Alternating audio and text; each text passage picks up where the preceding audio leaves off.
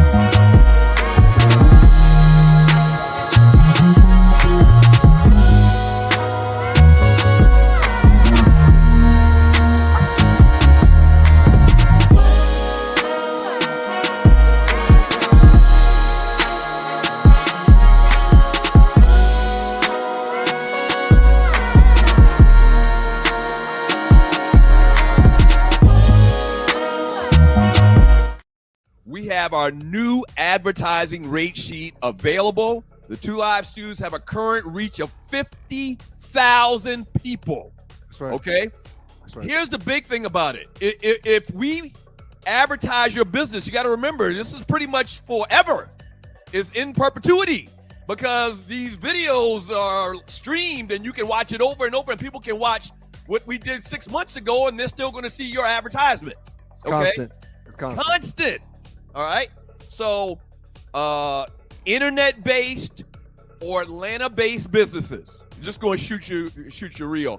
I mean, if you're in Arizona and you got a brick and mortar, we probably can't help you a lot, to be honest with you. Now, if you want to advertise the show just to show some love, that's cool. But an Atlanta-based business and internet-based business, check us out. Email us, okay? sme.dougstewart@gmail.com. Here, your sponsorship packages starting at $75. And you're getting a lot of value from $75. In the Two Live Stews Facebook chat group, we got 40,000 people, okay? So you got 4 different levels. Level 1, $75. And really, it's still great because, once again, perpetuity. F with your boys. Okay? So if you're interested, email us. We'll send you this rate sheet, the packages, and advertise your business right here on the Two Live Stews.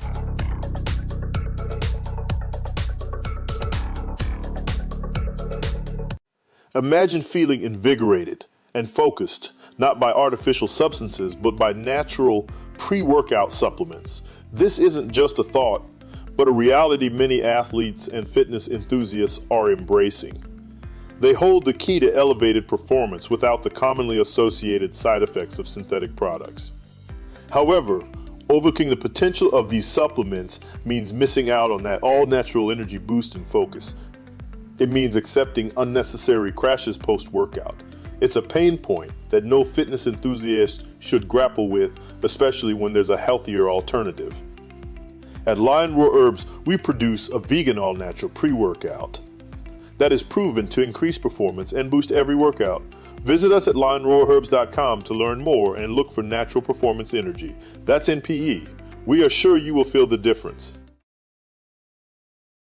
The best of the Two Live Stews experience. Right. We got a new Stews poll coming out. We're going to have it posted tonight. And the 4 options are Kirk Cousins, yes, Justin Fields, no. Or Kirk Cousins, no, Justin Fields, yes. You shouldn't be able to do that. You shouldn't be able to put a story out there that is not true. Kirk Cousins, yes, Justin Fields, yes. Or Kirk Cousins, no, Justin Fields, no. You just started talking about our debate that started us on radio was the effectiveness of the option, idiot. It was the effectiveness of the option in the NFL. You call your brother idiot? I never call you an idiot. Dummy. I'm calling him a dummy. And then you tried to railroad me just now. What you did is called hijack the show. I'm done. You call your brother a dummy? You call your brother an idiot and a dummy? I raise you. There you can go. Hey, we'll see y'all when? Monday? I gotta go make the donuts. Bye. We see y'all Monday.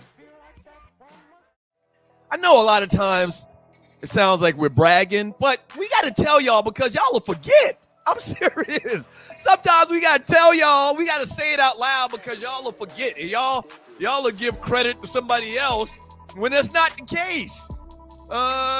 Just like I said, in 30 years, Eminem's going to have created hip-hop. No. All these shows you see right now, they all came from us. They did. I don't care which one you name. Drink Kings, the little show with Steven Jackson and whatever the case be. Any show you see where it's 2 brothers talking shit on the radio, okay? Joning, having fun, talking about sports and whatever. It started with us. I just need to remind you. 2001. If you can show me video or pictorial evidence of somebody doing this genre of radio or entertainment before October of 2001, then I'll talk to you. But you're not going to be able to find it.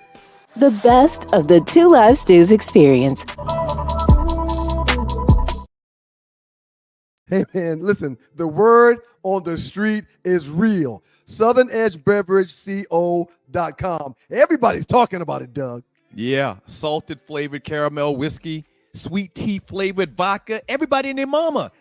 Chub Rock, Jerry Stackhouse, all the Stewies, the dogs and the poodles, and this dude too. Dana Dane with fame, Dana Dane with fame. And look what I got, that Southern Edge. Southern Edge. Woo, baby, that's right. That caramel salted flavor, baby, is all you need in your life. This whiskey is fire. Take it from the great one. Southern Edge, Southern Edge, Southern Edge. Full circle.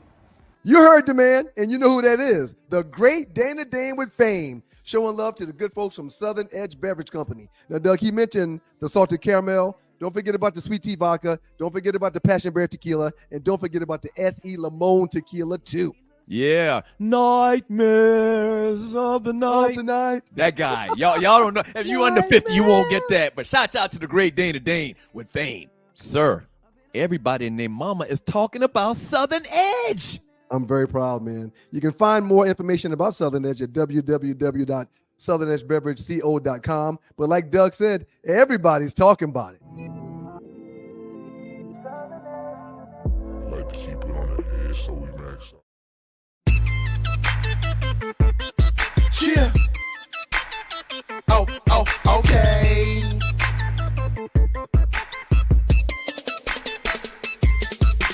Swerving my Suburbans, swerving in my Suburbans. The choppers blocker, blocker. The coppers gon' try and knock us when I'm swerving my Suburban. Swerving in my Suburban, I'm on. I'm on swerve. Swerving my Suburban. Swerving in my Suburban. The choppers blocker. The coppers gon' try and knock us when I'm swerving my Suburban. Swerving in my Suburban, I'm on. I'm on swerve. Riding through the city, dirty money like Diddy. Got a bad chick with me, she want me to stroke a kitty. That kush smoke got me on the highway doing 50 plus your boy on swerve. Like I want the cops to get me, baby girl on the road. Say she like the way I do things, nickname me Staircase. Stepping up my shoe game, slide to the nudie bar, put a couple stacks on it. Find a hotel bed, put a couple backs on it. I'm on swerve, I'm on swerve at the drive-thru, try and keep my tires off the curb. Rock already told you with swagger we stepping. Got the shorty on your arm looking at my retro 7, but that get you quite offended. You look at me with ice grill, I ain't sweating you dog, I'm higher than a light bill. So keep it easy with the move swings. Sucker knuckle stripping, no shoestrings. Who bang? Swerving my Suburban, swerving in my Suburban. The choppers blocker. The coppers gon' try and knock us when I'm swerving my Suburban. Swerving in my Suburban, I'm on. I'm on swerve. Swerving my Suburban, swerving in my Suburban. The choppers blocker. The coppers gon' try and knock us when I'm swerving my Suburban. Swerving in my Suburban, I'm on.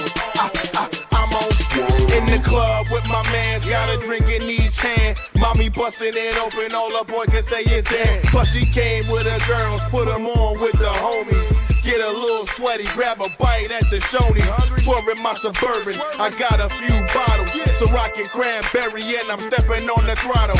Inhale the perp, ooh yeah, like Randy Savage. These chumps hating on me cause they smoking on the average. Fresh pair of Air Max, brand new fitted. You saying something about money?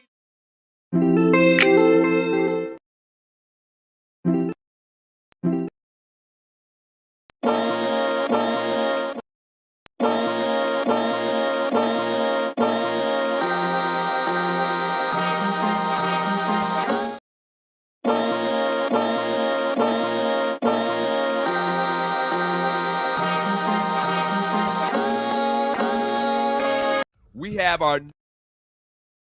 Hey, people, it's your boy Chubb Rock. There's a new sheriff in town, Southern Edge Beverage Company. And let me tell you, you better taste the edge. Watch this. Taste the edge. Sweet tea vodka, salted caramel whiskey will rock you. The taste is smooth and refreshing. Gluten-free, no harsh burn for the blessing. Make it neat. Have it on ice. Buy both bottles. Have it twice. Mix with your favorite fruit juice. Nice. Mix a liqueur combo. Hype.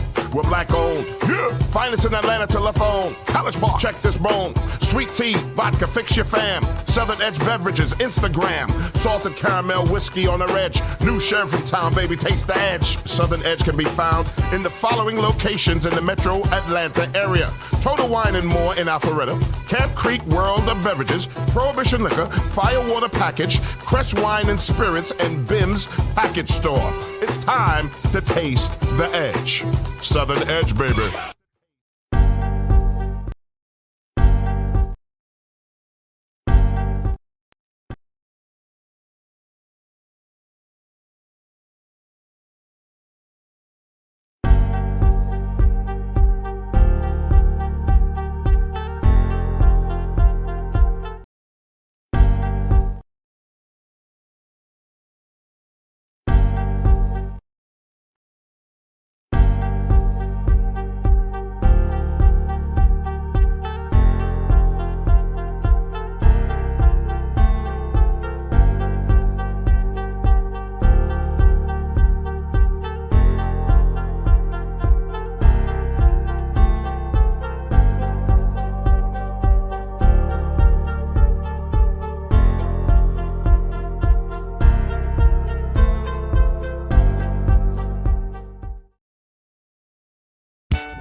Stewart Media and Entertainment presents the Two Live Stews Experience. We back, Hey! This right here, this ain't your ordinary-ish.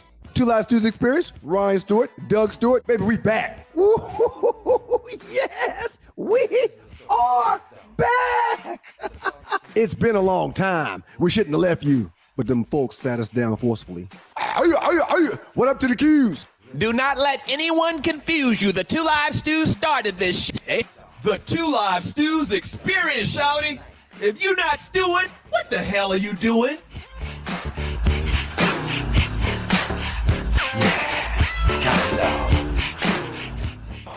Georgia, how do you cast your vote? Okay, be a mess. Yeah! Ladies and gentlemen, we are here tonight to officially nominate Kamala Harris for president.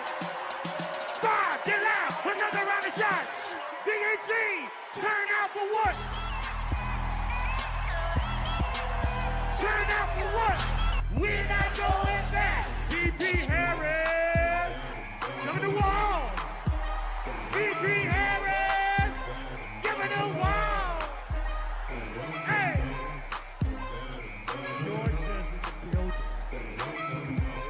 Mr. Secretary, the South's got something to say. The South's got something to say. Good morning, world. Good morning, Doc. The South got something to say.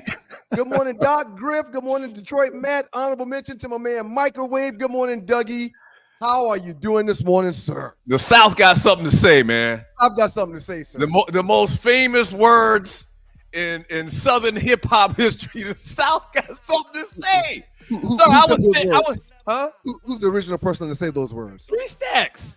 Andre 3000, sir. Come on, man. I was standing up in my living room, man, cheering. I was crying. I mean, cheering. The only other time I stood up like that and started cheering was about a month ago in the new Deadpool movie when Blade walked out. I don't get the significance of that. You wouldn't, because you're not really into comic book movies like that. But just know that I was standing up in my living room cheering when Little John and it was just fantastic at the DNC. It was fantastic. Did you just talk down to me because I don't know anything about the dead swimming thing that everybody's all enthralled with? It's too much history for you to understand that reference. So long story short, we gotta get back to the DNC thing. Right, I agree. Long story short, and I told you on the show. Well, yeah, I don't even care about it. Real quick, the DNC has been absolutely amazing. Shout out to the folks from Southern Edge Beverage Company. Southern Edge Beverage, co.com is the website. A lot of good stuff going on in the world of Southern Edge. Make sure you guys are paying attention. I told Doc good morning. Shouts out to Dr. Scott, sir. The majority of the equipment that we need to do live podcasts, it's all sitting in my dining room upstairs. So I'm very, very, very excited about getting this party on the road, man. We're going to be doing live podcasts, and we're going to ask the dogs and poodles to show up and show love when we do these live broadcasts. It should be very, very exciting. Should be very fun. We're going to introduce a lot of things, people, and products to you. So y'all pull up and make sure you enjoy the Two Live Stews when we take this show on the road. Okay, you were about to say something. Well, 2 things. Don't forget, you can advertise with your boys. We got a reach of over 50,000 people. Okay. 40,000 in Two Live Stews Facebook chat group. If you have a brick and mortar in Atlanta, or if you have an online business, come and F with your boys. All right. Yes. Fool with your boys. All right. Yes. Come holler at us. Email me sme.dougstewart@gmail.com, sme.dougstewart@gmail.com. And we will push your product, your business, and trust me, we got your back. That's one thing. You said you had 2. Second thing is, man, do you realize that next year I will have been in ATL for 30 years? Wow. Next year is my 30-year anniversary in Atlanta, man. And it's like one of the greatest decisions I ever made in my life. I was just about to say, man, how happy are you? Before, and I'm tying it into the DNC Georgia hype thing that they did or whatever. Before you came to Atlanta to visit Georgia Tech, I think I came with you on your first visit or one of the visits before you actually, enrolled as a student or came to campus. But before you came to Atlanta for your visit to Georgia Tech, I had never been to Atlanta. Wow. probably been to New York 30 times, New York City 30 times, but had never, and at that age, I was what, 25? I had never been to Atlanta until you came to Atlanta for the first time. Now, that's another whole story. Why the hell you even decided to come to Atlanta and play with Georgia Tech? Oh, I remember now, because Tech won the national championship the year. They won the national championship in '90, and their business school was a top 5 business school in the country at the time. But let me set the stage, though. Please. Tech wasn't a football powerhouse. You were 4 or 5 star, whatever. So Tech. Oh, no, real quick. 5-star blue chip All-American. Yeah.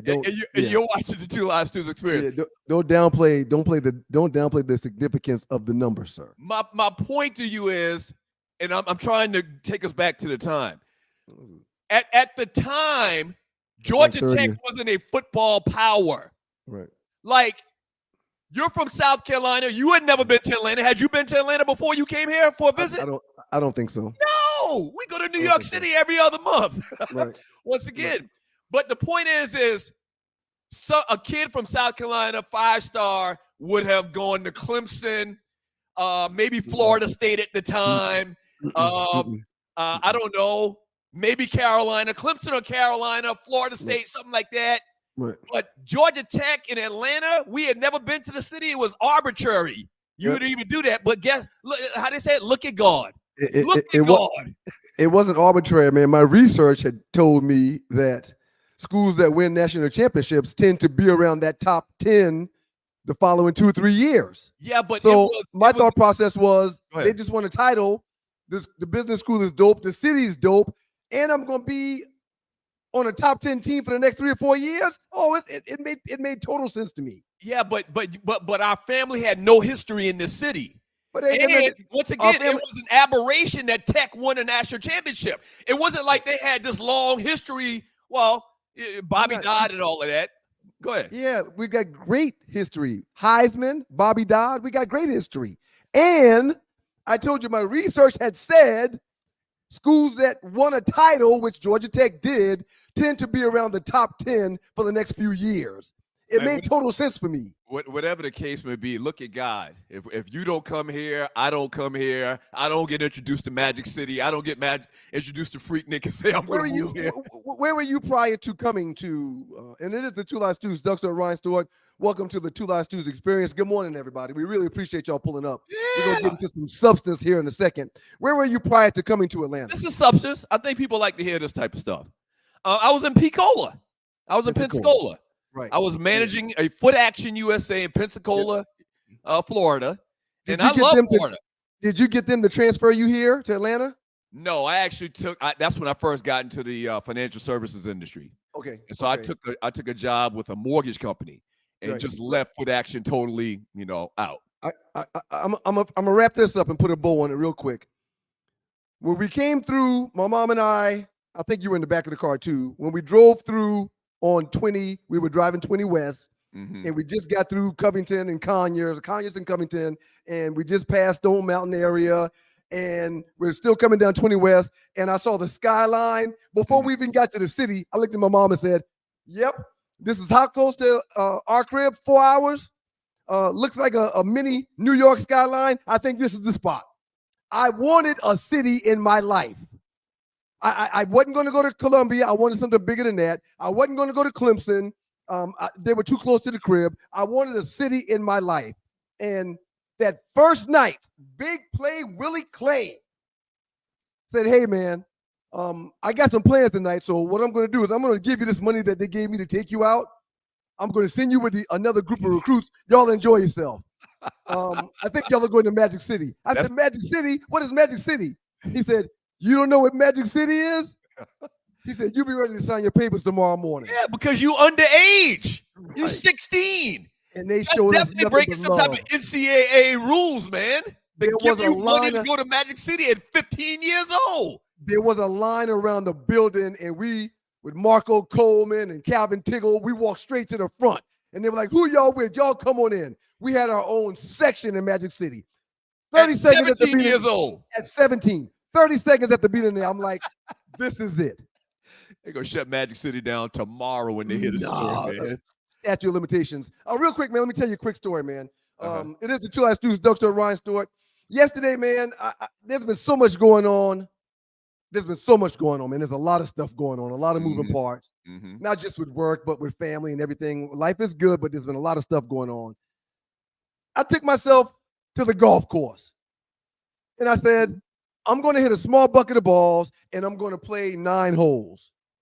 When I hit my bucket of balls, I go to the number 1 tee box. There's like 6 carts in front of me. Little white guy, man, real thin little white guy is in front of me. He goes, looks like it's me and you by ourselves, man. You want to play by yourself or do you want to play with me? And I hate playing with strangers like that. I don't like when they do that. I don't like when they do that. It really bothers me, man. And I started to say, hey, man, you go ahead. I'll be behind you. No worries. I'm going to play by myself. But the spirit came upon me and I said, hey, man, I'd love to play with you. Let's do it. On the first tee box, he misses his first 4 swings. Oh, yeah, I really hate it now. I really hate that. Somebody can't play at all. I look back at the guys waiting on us, and I'm like, oh, gosh, it's going to be a long round. But something just told me to play with this guy. So he ended up hitting this ball okay, and we ended up talking about a lot of stuff. He said he grew up near Six Flags. I said, man, me and my family were just at Six Flags 2 weeks ago. I said, damn, that place was huge, man. I really enjoyed it. He's like, yeah, man, every summer growing up, I went to Six Flags every morning. My mom would drop us off at 8 o'clock and pick us up at 5 o'clock. She had a season pass. It was like daycare. Blah, blah, blah, blah, blah. We talked about a lot of stuff. Same thing with us, but the movies, the movie theater. Right. Exactly right. After 9, I played really well. I was 4 over after 9 holes. After 9, I parred the hole and picked my ball up. He had like a double, picked his ball up. I gave him the homie pound. Pooh. Hey, man, nice playing with you. I forgot your name, man, but it's all good. Pooh. He goes, hey, man, I enjoyed playing with you, Ryan. I said, wait. Hey, man, you just said that like you know me. He said, hey, man, Ryan Stewart with the Two Live Stews. I said, excuse me? He said, dude, me and my crew listen to y'all every day for 4 or 5 years when I lived in Atlanta. Every day. And I want to tell you something, Ryan. This has been a joy playing with you out here today, man. You're a good golfer, man. I really enjoyed this. Right. And I'm taken aback, and I go, yo, I said, man, that's super dope. Really appreciate that. Hey, man, did you realize that we're back? He goes, back where? I said, the Stews are back, man. We do a show on YouTube. We do a show on Facebook. We're on social media. Check us out on YouTube, Stewart Media Entertainment, Two Live Stews Experience. He goes, oh, my God, I'm going to text everybody right now and let them know. The purpose of that story wasn't to talk about how surprised I was that dude knew us, but the purpose of that story was to remind everybody that's listening to please pass the word. People still don't know that we're back, and oh, my God, we need them to know. Tell a friend or two every single day. Because I keep thinking everybody knows we're back, man. And dude, because of how we're doing this thing, grassroots style, guerrilla marketing, because of how we're doing it, folks don't know. And Dogs and Poodles is y'all that will bless us to be known, to let it be known that we're back. Okay, I'm done, man. I know we. No, I don't want to get too much into detail, but the people that are watching and listening right now, let me make you understand something. If it was up to Facebook, this podcast wouldn't go out to 2 people. Let me just put it like that. Agreed. If it was up to Facebook, this wouldn't go out. None of y'all would see this because they want they cut. And I get it, but they want they cut incessantly. Like they willing to destroy everything, okay, in their path if they don't get their cut. So you got to tell people you got to pass the word, man. That's a phenomenal story, and we get that all the time. I get that all the time whenever I go in the airport. Somebody always stops me.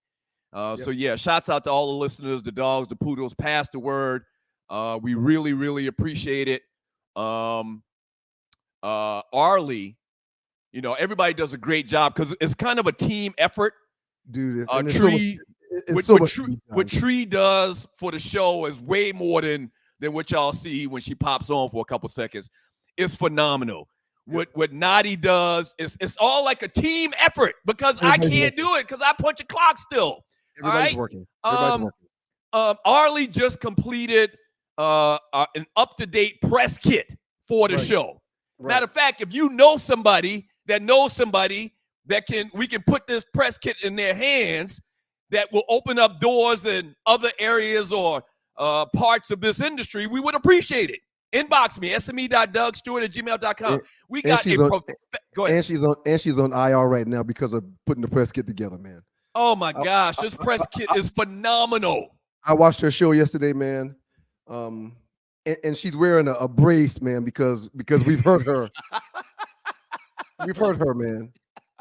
Hey, but bottom line is Ryan's 100% right, man. Pass the word. This is really guerrilla marketing. We're doing this on our own. It's rage against the machine. If we have a great press kit right now that if you put us in front of somebody that can open up doors in this industry, the industry, by the way, that we started. Right. Okay. Right. I don't want to remind you again, but the industry we started, this genre of what we're doing right now, we started this. If you can open up a door, make an introduction, and we can put this press kit in front of somebody, that'd be great. That'd be fantastic. It really would, man. It really would. And thank everybody that's assisting and passing the word, especially on our team, man. I mean, we're a team of 5, and we need to be about a team of 20 to get everything done that we need to get done. And again, we can't thank Dr. Scott enough for all that he has done for us and all that he is doing for Stewart Media and Entertainment to help us do what we do and to help us build this brand. Yeah. Real quick, man. We started off talking about the DNC. Shouts out to Georgia. Shouts out to Little John that came out and announced their delegates going to Kamala Harris.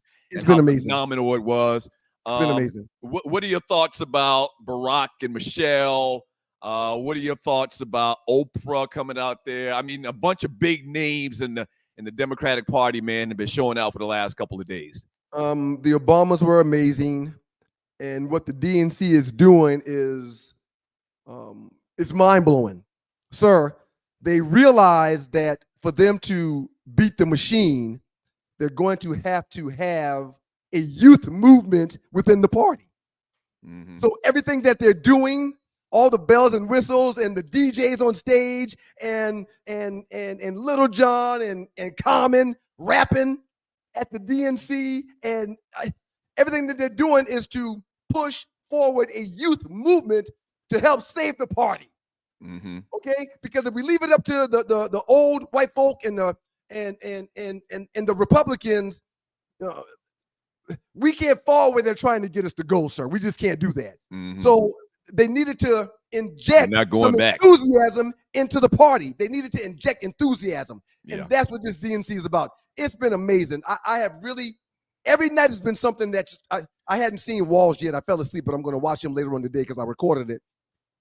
It's just been amazing, man, and I'm thoroughly impressed with how they are performing and what they're doing and how they're saving the party. They're not trying to save the party; they're saving the party. It's awesome. I don't think we're gonna realize till way down the road that Biden stepped down at the very last second. Right. Okay, at the very last second, he stepped down, and everything we've seen in the last month, we're like right over 30 days. In which he announced that he was stepping down and giving his support to Kamala, like it was in the nick of time. Right. Like a little bit longer, it may not have had time to let all this stuff formulate and everything come together because right now, in a lot of polls, Kamala has already passed dude. Right. All right. The other guy running for president, running for president. Yeah. So and you mentioned Biden. Michelle Obama was one of the few people that did not give him his flowers, because she was busy doing some other stuff. I mean, Michelle set that stage on fire, but she also knew that her husband was going to be following her up, and he was going to give Biden his flowers. But everybody, for the most part, that has spoken on that stage has talked about how selfless Joe Biden has been with what he's done, not just for the party, but for the country. Yeah, Michelle's got it. She's got it. She's got it. Whatever it is, she's got it. Barack is very pimpish. And I'm saying that in a good word. He's like a pimp. Right. Like he's like the coolest, illest cat that you ever see. This dude is like just cool. Let me show you how. Please remember what you're going to say. let me show you how cool he actually is when it comes to how tight their relationship is, like gnat booty, tight like gnat booty. Tree, run that video for that.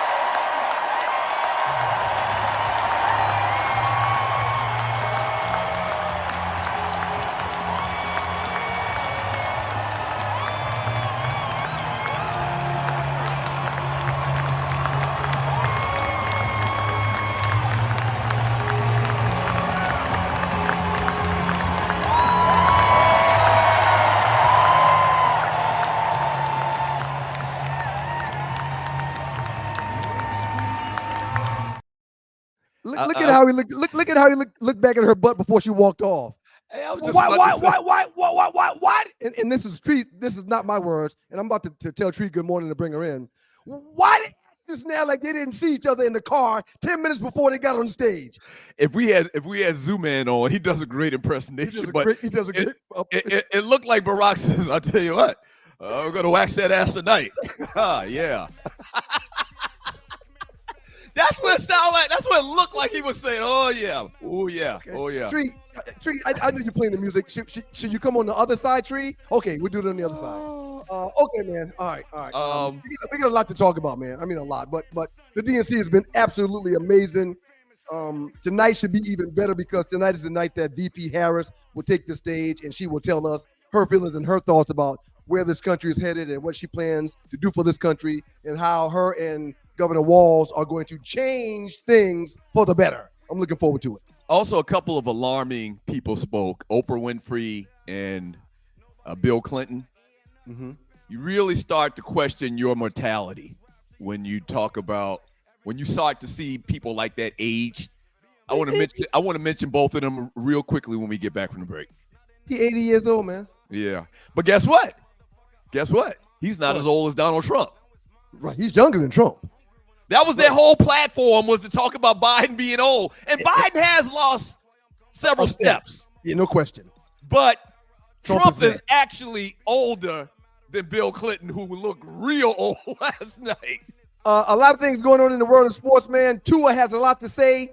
A big game going down in Dublin on Saturday. I can't wait to talk about that. And we got to talk about what's going on with these NIL deals as well, man. Whatever y'all do, continue to pass the word and please keep it locked. Up next in the Two Live Stews, we'll talk a little bit of sports and another tad bit of that DNC. Y'all keep it locked. Can you imagine how tight Nat Booty is? Oh, my gosh. It's got to be really, really tight. It does. I almost think it's impossible now that I think of it. Hey, man, listen, the word on the street is real. SouthernEdgeBeverageCO.com. Everybody's talking about it, Doug. Yeah, salted flavored caramel whiskey, sweet tea flavored vodka. Everybody and their mama. Chub Rock, Jerry Stackhouse, all the Stewies, the dogs and the poodles, and this dude too. Dana Dane with fame. Dana Dane with fame. And look what I got. That Southern Edge. Southern Edge. Woo, baby. That's right. That caramel salted flavor, baby, is all you need in your life. This whiskey is fire.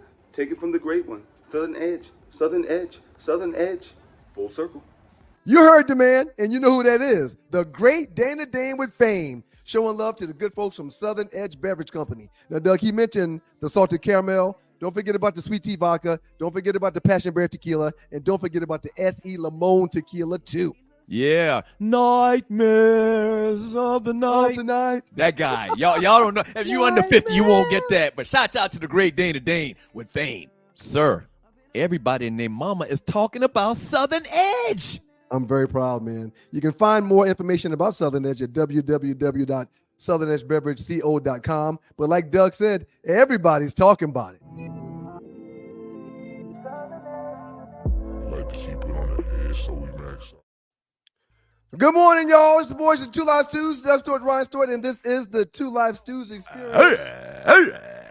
Still can do it now. Proud dad moment before I asked Tree to come in here real quick to get her thoughts on a couple things. My wife just sent me a text, and it says, we're driving to school. I look over, and Miles has his AirPods in. This morning, he's not listening to music like he always does. He's watching Wes Moore's speech from last night at the DNC. I thought you was going to say he watching us. No. You're doing better than that. He's conscious, Doug. He's very, very conscious. And every time we talk about college, which is quite often, he's like, Dad, I really think based upon where we're going to school right now, that when I get to college, I'm going to want to go someplace where it's an HBCU where people look like me. Oh, he's man. very conscious, man. He's very conscious. That's awesome, man. He would love South Carolina State, man. Oh, he won't be going to South Carolina State. I'm not knocking South Carolina State. I know a lot of our family. That clearly was a knock at South Carolina State. Why would you say it in that that manner? Well, in that tone. No. See, you're trying to make this something that it's not. Okay, make it what it is then. Well, this is not where I go into how they don't cut the grass or where there's cars with blocks under blocks and stuff. This is not where I'm not going to do that. You need but to what stop, I am going to say, stop saying stuff like that because that's a lie. Why would you joke about something like that? What I am going to say is I want him to go to a school that has more city, and he wants more city. Every time we have a couple of hours to do something, he wants to go to Atlanta because he likes the vibe of the city.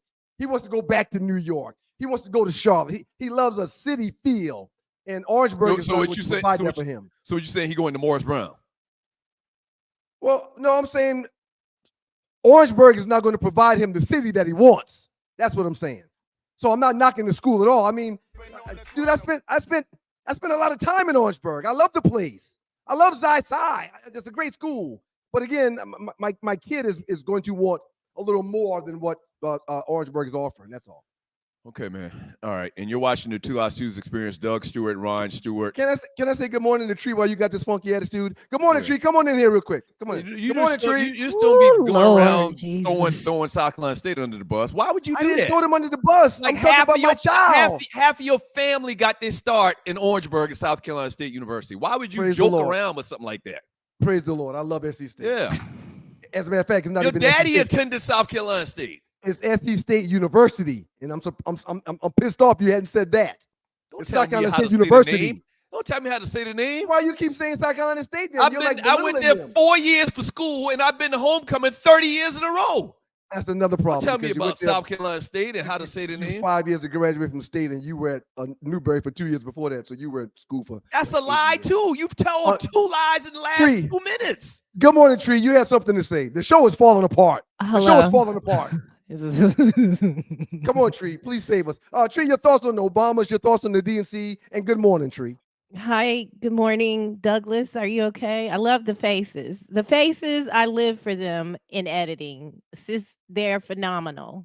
Are you sad? You seem really. Are you acting?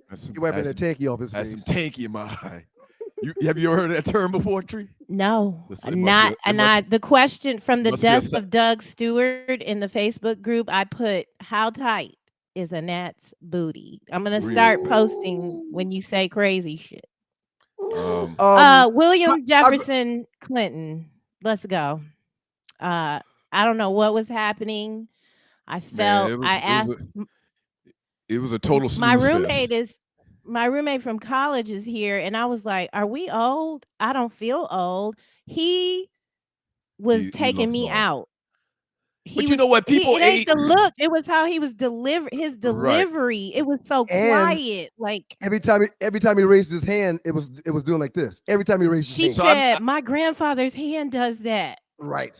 We're here. I made the example a couple of weeks ago. We were talking about it, but Bernie Sanders is like 90, but Bernie Sanders is way more vibrant than him and Clinton and Biden. Agreed. Like Bernie Sanders ready to fight. He ready to rumble. But Clinton last night, I posted it on Facebook. He's clearly lost a couple steps, and I was like shocked. I'm like, because we haven't seen him at that stage, that type of stage in so long. So last time we saw him, he was vibrant and ready to go and playing saxophones and right. And now rubbing on booties that didn't. Dude sound like freaking. He's 80. Ali. You remember when Ali got old? Oh, right. He was one step away from sounding like Muhammad Ali last night. Yeah. My other take, Baybeee. Can I get a love like that? Michelle and Barack. Oh, baby, they act. Ryan, I told Ryan that they act like they didn't ride in the car together. They did. Like, We know they did. just love me like Right. that, Right. and I'm good. He was happy to see her. He had just seen her backstage, and he was very happy to see her after his 30-minute delivery. He was like, "Oh, here comes Michelle. Here come my boo." Right. And Michelle was giving to me. Michelle was giving.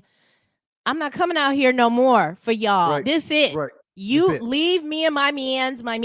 Leave us alone. We're good. Y'all need to get it together. That's my takeaway. But again, I think that's a tree thing. I don't think she was saying leave me alone. I think that was a tree thing. I don't think she was saying leave me alone. I looked it up too. Oprah walked out there. Oprah's still looking real good. She's lost a lot of weight on this Ozempic really stuff, this Ozempic scandal. Whoa, time out. Is that factual? You know she's on. Yes. She's really? talked about it before. Okay. Yeah. All right. Okay. I did a quick search, man. Oprah 70, man. What? The Oprah Winfrey Show first aired in 1986. That's almost 40 years ago. Oprah Winfrey has been in front of America. And she looked like, older lady. She looked good, though. She could get it. Oprah could get it. Oprah could get it. I don't find Oprah attractive like that, but, Stedman like it. It's still listed on her Wikipedia page that her and Stedman a thing. Man, let me tell you. Well, I better not do that. Yeah, I started to say something that was going to get me in trouble. What? Real quick, Doug. And again, I don't want to set the show back, but I got a couple of questions. I got one question I need to ask you. Okay. I got a question for you. We got to get to this Tua Tagovailoa story. Let's do it, Tree. Let's do what? Second. Hold on. You got to give her more of a heads up than that, I think, man. Well, I sent her a text 10 minutes ago telling her we were going to do it at the beginning of the segment. Okay. And you're watching the Two Live Stews experience. Let's get into Tua, man. Let's go. I'll get to my question later. Well, there's a video for Tua too. So everybody's known. Okay. All right. Can we? Okay. I think I understand where I screwed up. Okay. I was supposed to ask the question and then. If you woke up every morning and I told you you sucked at what you did, that you don't belong doing what you do, that you shouldn't be here, that this guy should be here, that you haven't earned this right, and then you have somebody else come in and tell you, dude, you are the best fit for this. Like, you are accurate, you are the best whatever, you are this, you are that. Like, how would it make you feel listening to one or the other?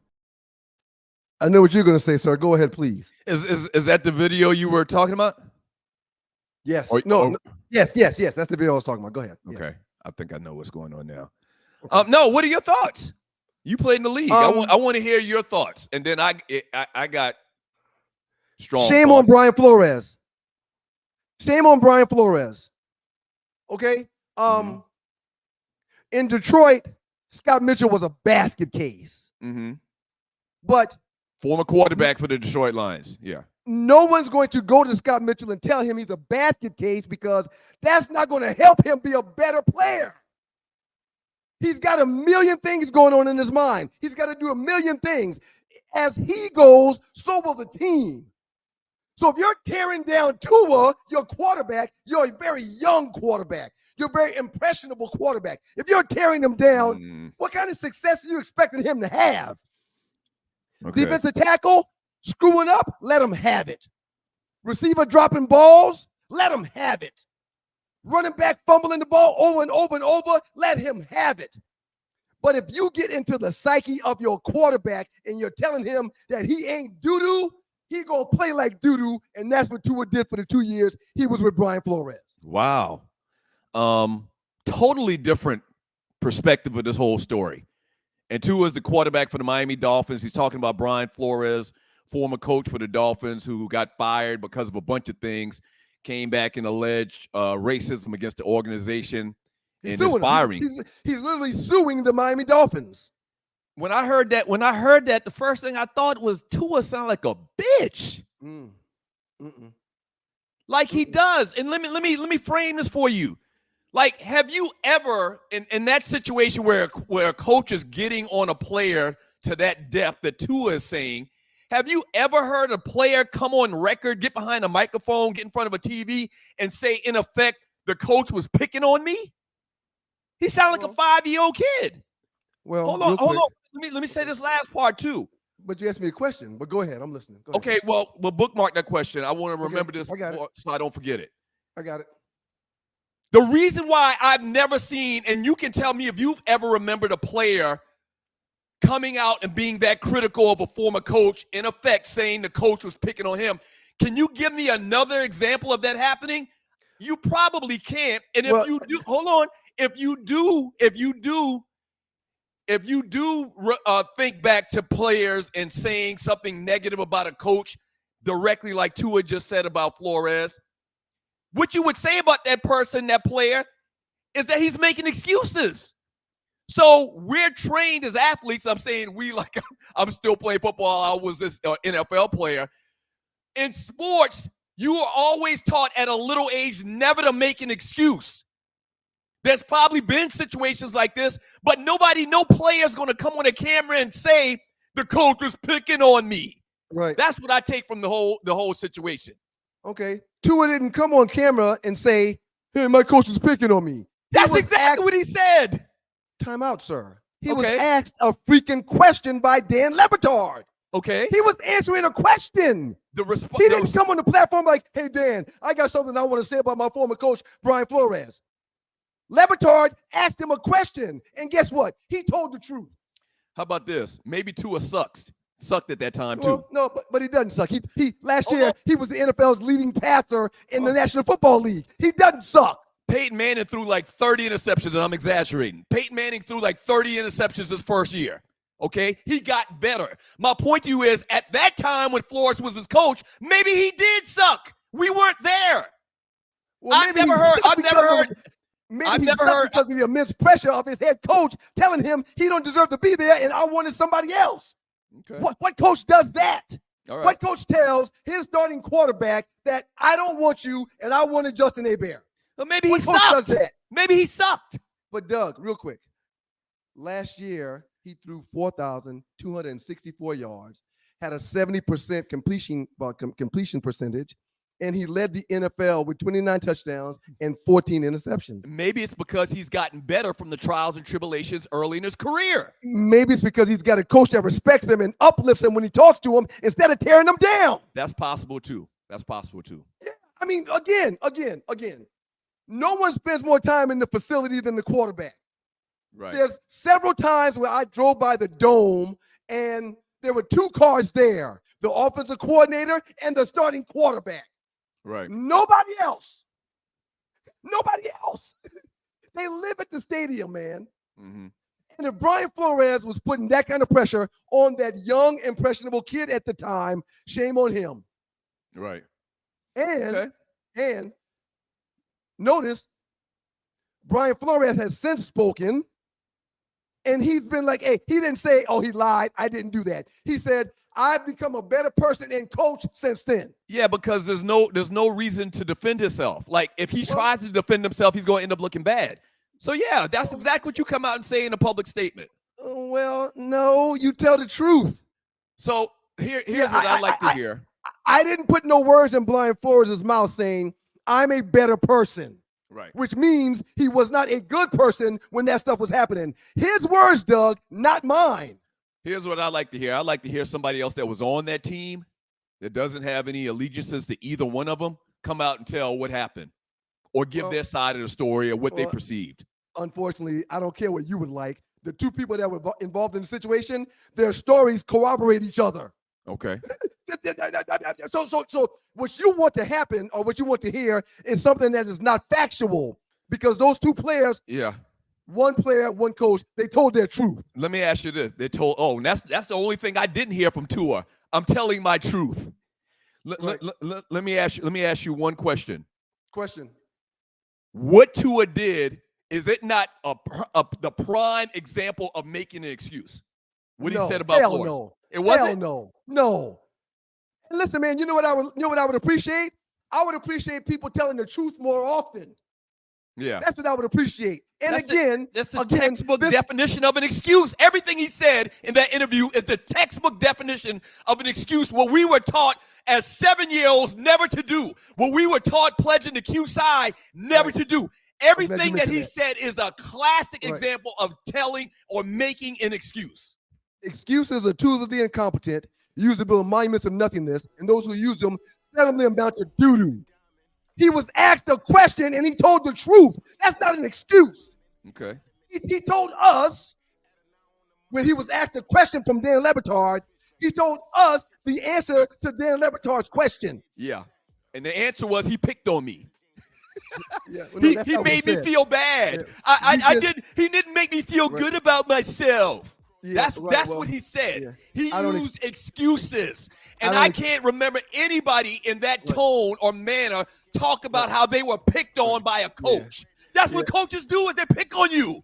Hey, man, you and Brian Flores can kiss Tua's ass at $55 million a year. That's how much of a bum he is. That's how terrible he is. He's making $50+ million a year. Right. That's how bad he is, making excuses. I need to make more excuses too.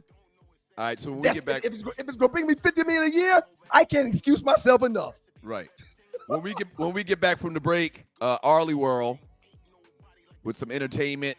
There's a couple more stories we still need to touch upon in the world of sports. And then Brian Flores corroborates the story, and you come in here making excuses for Brian Flores. I just told you why he said what he said. No, you can't tell me why he said what he said. Because if he tries to defend himself, he's going to look bad. He's going to look bad. Man, if it was a lie, he would have been like, that's a lie, and none of that happened. If it was a lie, if it wasn't true, he would have said it wasn't true. He corroborated the story, sir. All right, when we get back from the break, Arlie World, don't go away. 2 Live Stews. All right. Yeah. I don't expect you to understand, sir. I don't expect you to understand. We have our new advertising rate sheet available. The 2 Live Stews have a current reach of 50,000 people. That's right. Okay? That's right. Here's the big thing about it. If we advertise your business, you got to remember, this is pretty much forever. It's in perpetuity, because these videos are streamed and you can watch it over and over, and people can watch what we did 6 months ago, and they're still going to see your advertisement. Okay? It's constant. All right? So, internet-based or Atlanta-based businesses, just going to shoot you real. I mean, if you're in Arizona and you got a brick and mortar, we probably can't help you a lot, to be honest with you. Now, if you want to advertise the show just to show some love, that's cool. But an Atlanta-based business and internet-based business, check us out. Email us, okay? sme.dougstewart@gmail.com. Here, your sponsorship packages starting at $75. And you're getting a lot of value from $75. In the 2 Live Stews Facebook chat group, we got 40,000 people, okay? So you got 4 different levels. Level 1, $75. And really, it's still great because, once again, perpetuity. F with your boys. Okay? So if you're interested, email us. We'll send you this rate sheet, the packages, and advertise your business right here on the 2 Live Stews.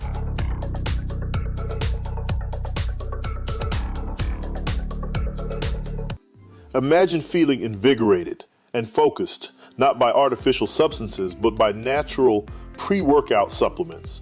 This isn't just a thought, but a reality many athletes and fitness enthusiasts are embracing.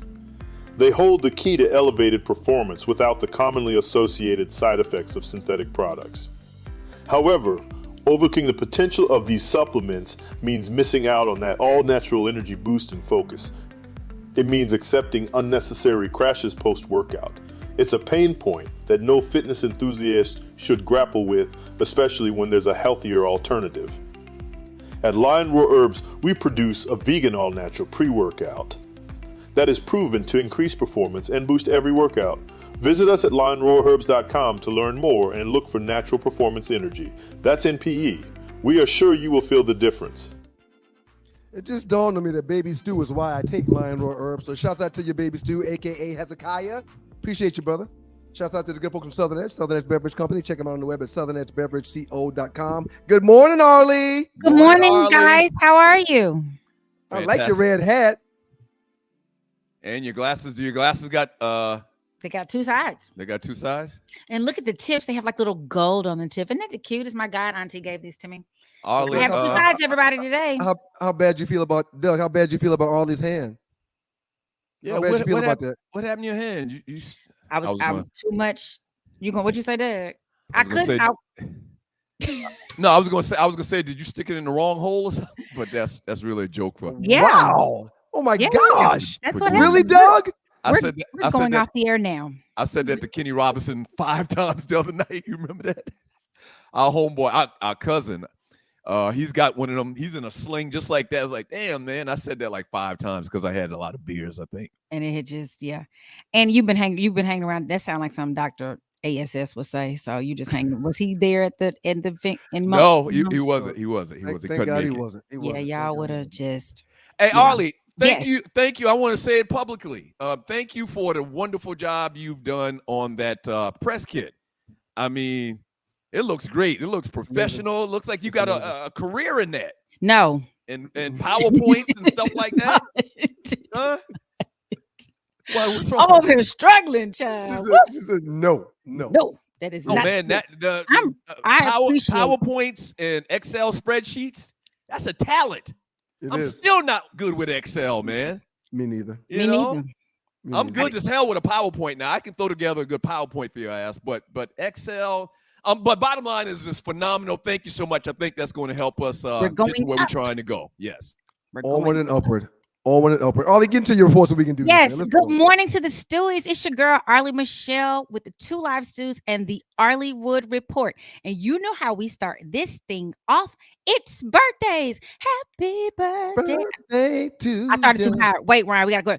Happy birthday to ya. Happy birthday to ya. And Stevie was there last night. Stevie was there. Stevie is doing his thing. Anyway, today it is Loretta Devine's 75th birthday. That Loretta, she stay working still. She was just in a play here in Atlanta recently. I saw her in the Preacher's Wife, and she did an amazing job. But you can tell she's lost a little step with that voice. But it's a muscle. Anyway, actor Cleo King of Mike and Molly is 62. Singer and chef Ryan and Doug. Bet you didn't know this, Ryan and Doug. Usually Doug helps sing. What's going on this morning? I'm saving my voice. I'm performing tomorrow night. Okay, just wanted to make sure I was checking. Did y'all know Khalees was a chef? Has a whole degree from the Le Cordon Bleu? No. Khalees? Yes, Khalees. My milkshake brings out of Nas baby mama. Yes, and sad. Oh, and she married somebody else, and then he died of cancer. Isn't it terrible? He was like 30 something. It was terrible. But she turns 45 today. Khalees has a whole line of sauces and just food and stuff. I did not know she had graduated from Le Cordon Bleu. Okay, we had to say it French wise. Anyway, and super fine. She is super fine. Her milkshake did bring the boys to the yard. No question. Kobe Bryant would have turned 46 tomorrow. Lil Yachty, as Doug says, Lil Yachty will be 28 tomorrow. And basketball player for the Charlotte Hornets and younger brother to Seth Curry. I know their mama had a hard time in the house with that. Steph is 34 years old. Okay. Now, let's get into it. Okay, y'all. Y'all know who Travis Scott is? Yeah. Yes. Okay, Travis Scott, bless him, a little hard. Look at him. He getting taken out in Paris. The reason this even came up, the Paris arrest, was because in June, Travis Scott was on a yacht in Miami. Yo, boiling out when I'm saying, son, I rent this yacht. You have to be off the yacht you rented by 12 midnight. The man went to knock on the bedroom door at 12:20, like, yo, son, we done dock back at the port, need you off. And Travis, dude, don't be coming in here.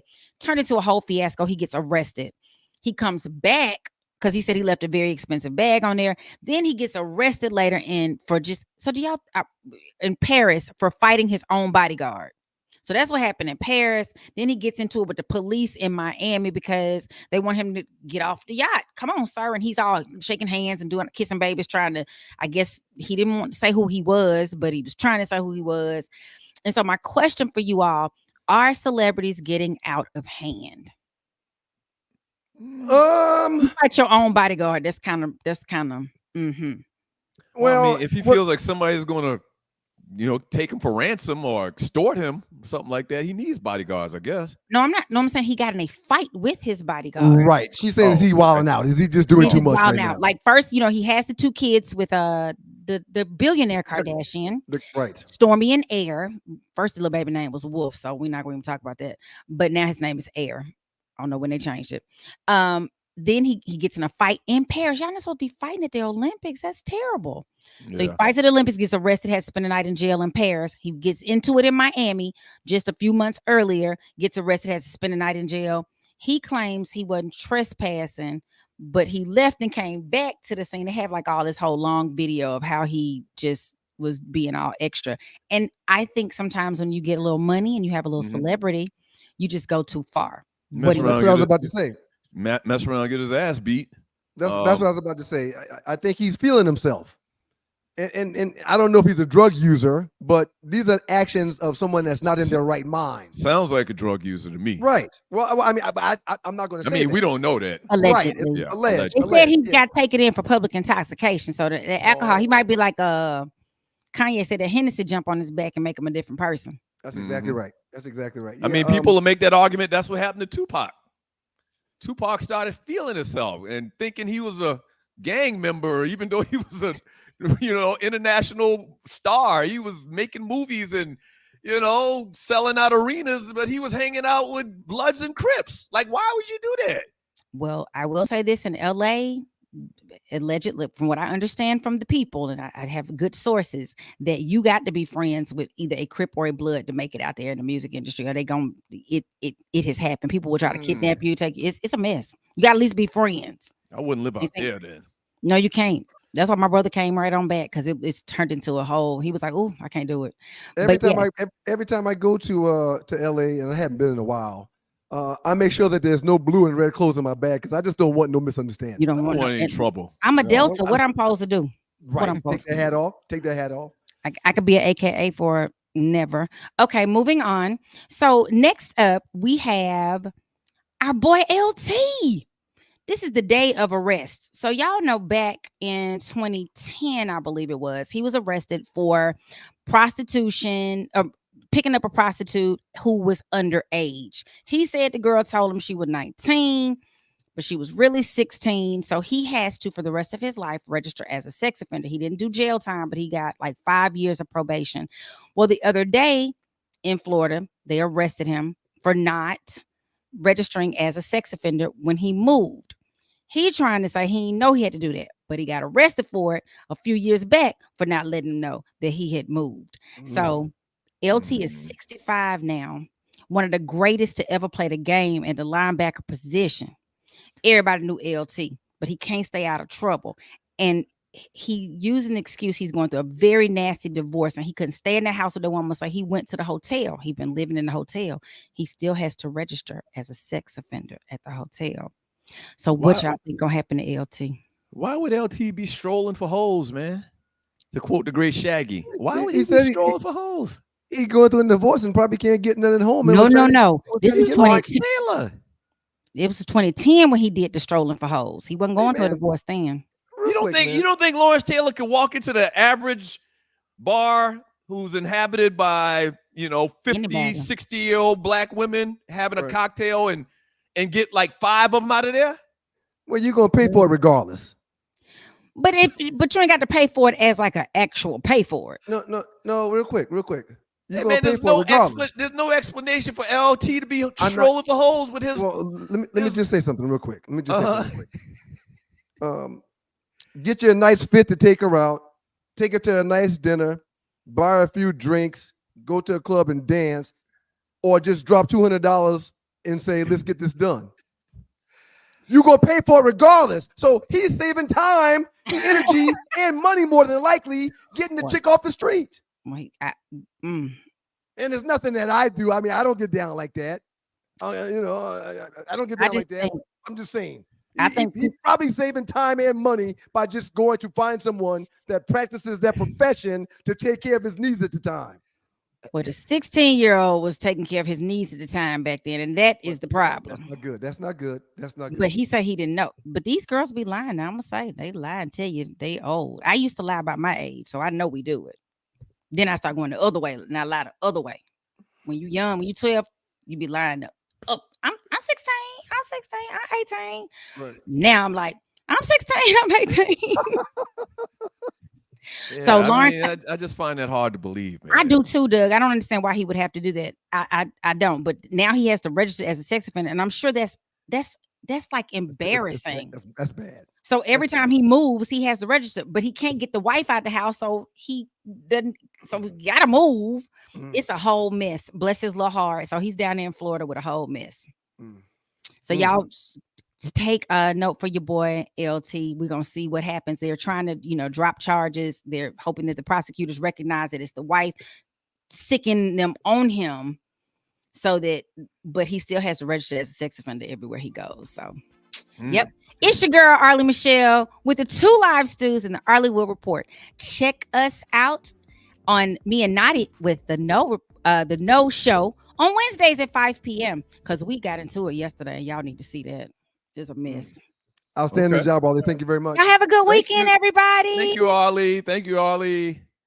And you're watching the 2 Live Stews. You got more Experience. time? No, I got time today. Okay. We're ready for the funky or the last 48. Yep. Yeah.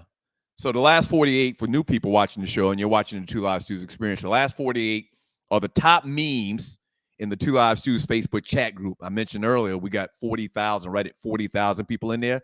And so we get a ton of great content that we can talk about on the show. And big ups to everybody that is active and posting the 2 Live Stews Facebook chat group. Go ahead, throw that first one back up, Tree. So this is from our girl Millicent, who's the Reds. And this post from Stephen Knowles. Shouts out to Stephen Knowles. In a long story short, Arthur Blank is giving I think it's $6 million, and I'm sorry for not knowing the exact number. I think it's $6 million to HBCUs in the state of Georgia. One of the schools is Clark Atlanta, and look what Clark did with their field, man. What do you think? I hate it, but now it looks dope. But go ahead. I can't imagine playing on that turf for 3 hours on that bright red turf. Yeah, I hate it, but I get the impact that it may have, and I get how revolutionary this is for HBCUs and especially Clark Atlanta University. So I think it's great, but I actually hate the red turf, and it has nothing to do with me being the Bros. I hate that red turf. Right. So very distracting, I think. Remember, Boise State is the first team I can remember doing something like this with the blue field. That's correct. But this is very distracting. Especially, and you know what? Maybe that's good. Maybe the Clark players are going to get used to it. People that don't know, Clark is an HBCU here in the ATL. Maybe Clark players get used to it, and players coming in from out of town aren't, and so it gives kind of a little mental advantage to Clark players. What do you think? Maybe everybody gets migraines by halftime. But shouts out to Arthur Blank. Shouts out to Arthur Blank. I think it's dope. Shouts out to Arthur Blank. Yeah, he puts his money where his mouth is. No doubt about it. All right. The Ultimate 80s page. Remember back in the 80s? What's going on with the dance? See, this is what I talked about earlier. We got to find a different system than these people at So, Nadi, I'm pointing. Are you there? What? Hey. So, Doug, this is why we can't talk about Ish before we get on. Because I'm pushing buttons and nothing's happening. Yeah, we gotta work on this. And you're watching the 2 Live Stews Experience. But this is, remember back in the 80s when all the PE coaches dressed like this? I do. Have you noticed that they don't dress like this? I never even noticed they don't dress like this. They're wearing comfortable clothes now. They ain't got to keep dressing like they go into a strip club for males. Those shorts, for the young people that are watching, those shorts were standard coaches shorts. No question. Just in a different color. Whatever your color scheme was for your school, these are the shorts that you wore back in the 70s and 80s. Right. Yep. All I see is Coach Watson and Coach Green right now. And Coach Gooden. And for coaches that were well hung, you can see their meat easily. I mean, I wasn't meat watching or looking at meat, but I'm just saying, if you were well hung, It sounds like you were paying attention to meat. Well, say whatever you want, but and I know that's not the case, but it doesn't sound good. You probably should have kept that to yourself. You're not gonna say it, but it's true. If you got them pants like that on, you're gonna see everything that's in them pants. It was glorified biker shorts. Just go ahead to the next one. Real Hip Hop Nations. This guy, I think I may have posted this. Take out Lauryn Hill, add All Eyes on Me and Doggy Style.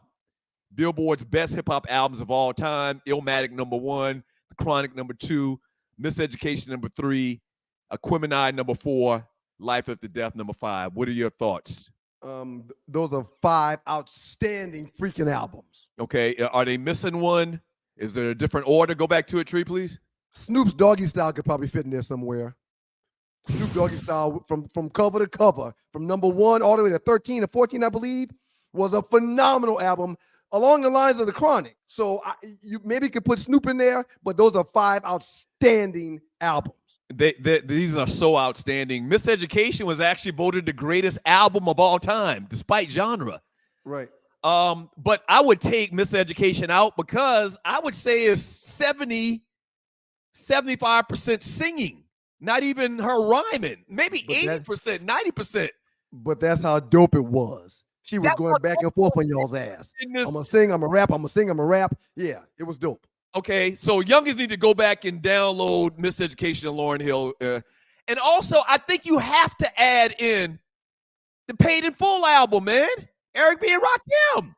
Now, the problem with the Paid in Full album, people will say, is that it only had like 10 or 11 songs, man. Right. But it was so impactful to hip-hop. It really changed. It really was the start of the old style going out and the new style coming in. Like, it was pivotal in that manner.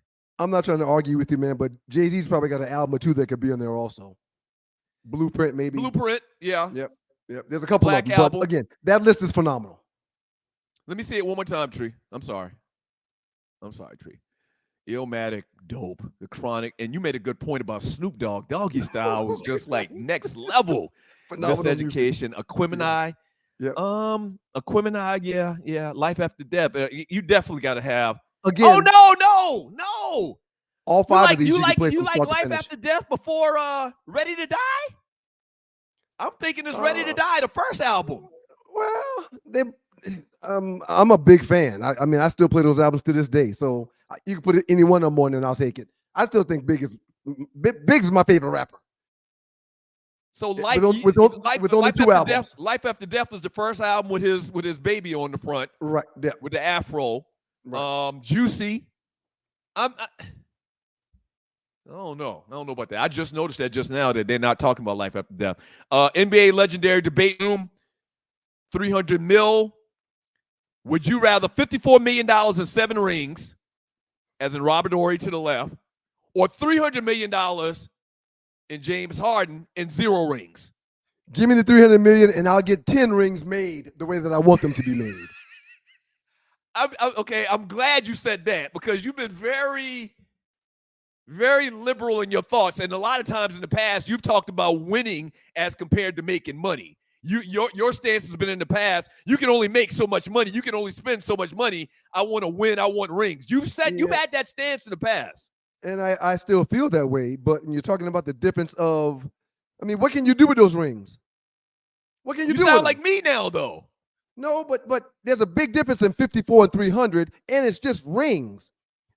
The debate that we've had in the past is about people's happiness and them choosing cities that they want to be in and making less money to do that. But because of a ring, experience. Yeah, I'll call my old jeweler. I'm not gonna say his name unless he buys a sponsorship package. I'll call my old jeweler and have him design me a few rings that's better than those NBA championship rings. And I mean, let's be honest. Nobody really gives Robert Horry more love or put him higher on the totem pole as far as great NBA players because he's got 7 rings. To use the phrase he lucked into 7 rings is kind of harsh, but that's kind of in the same neighborhood of conversation. Well, not only did he luck into them, but he also made big shots to help those teams get those Yeah, rings. no, I'm not saying he's a scrub. I'm just saying. Right. Yeah. No, give me 300. He wasn't the catalyst in none of them 7 damn rings. Let's keep it real. None of them. None of them. I'll go buy me 10 rings. And this is something I wanted to mention to you the other day, but we didn't get to it. This is a quote. Donald Trump has said it several times. I think he may have said it just in one, speech that he had. I'm prettier than Kamala. What the F does that mean? Right. He's crazy. The things that he says are like a 7-year-old kid. He hasn't said anything of substance in months.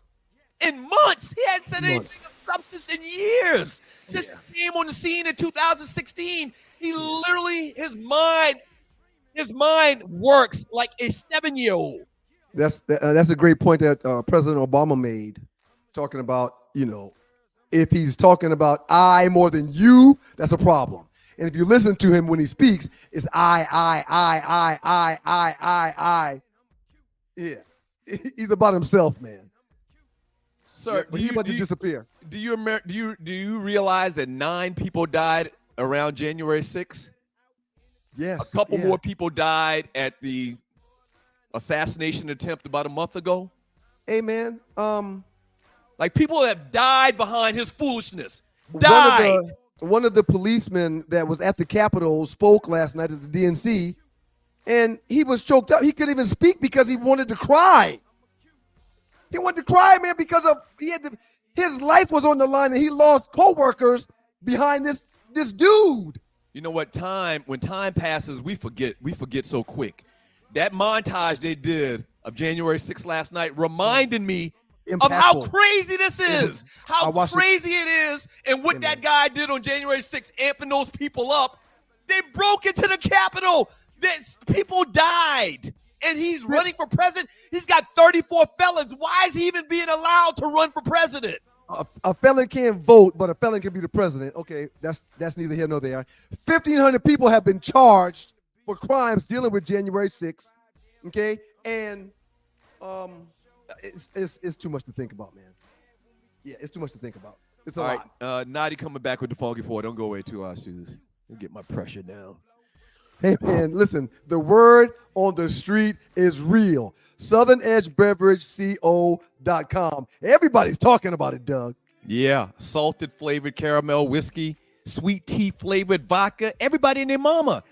Chub Rock, Jerry Stackhouse, all the Stewies, the dogs and the poodles, and this dude too. Dana Dane with fame. Dana Dane with fame. And look what I got. That Southern Edge. Southern Edge. Woo, baby. That's right. That caramel salted flavor, baby, is all you need in your life. This whiskey is fire. Take it from the great one. Southern Edge. Southern Edge. Southern Edge. Full circle. You heard the man, and you know who that is. The great Dana Dane with fame, showing love to the good folks from Southern Edge Beverage Company. Now, Doug, he mentioned the salted caramel. Don't forget about the sweet tea vodka. Don't forget about the passion berry tequila. And don't forget about the S.E. Limon tequila, too. Yeah. Nightmares of the night. That guy. Y'all don't know. If you under 50, you won't get that. But shouts out to the great Dana Dane with fame. Sir, everybody and their mama is talking about Southern Edge. I'm very proud, man. You can find more information about Southern Edge at www.southernedgebeverageco.com. But like Doug said, everybody's talking about it. Like to keep it on the edge, so we max. The Two Live Stews and the Two Live Stews Experience, powered by the good folks from Southern Edge Beverage Company. Check them out on the web at southernedgebeverageco.com. It's your boys, Doug and Ryan Stewart, and this is the Two Live Stews Experience, and we're now welcoming into the doghouse. You had to turn the stove off, man? Man, I had to get my light right, man. Lights, camera, action, man, That's right. Naughty Dread, how you doing, man?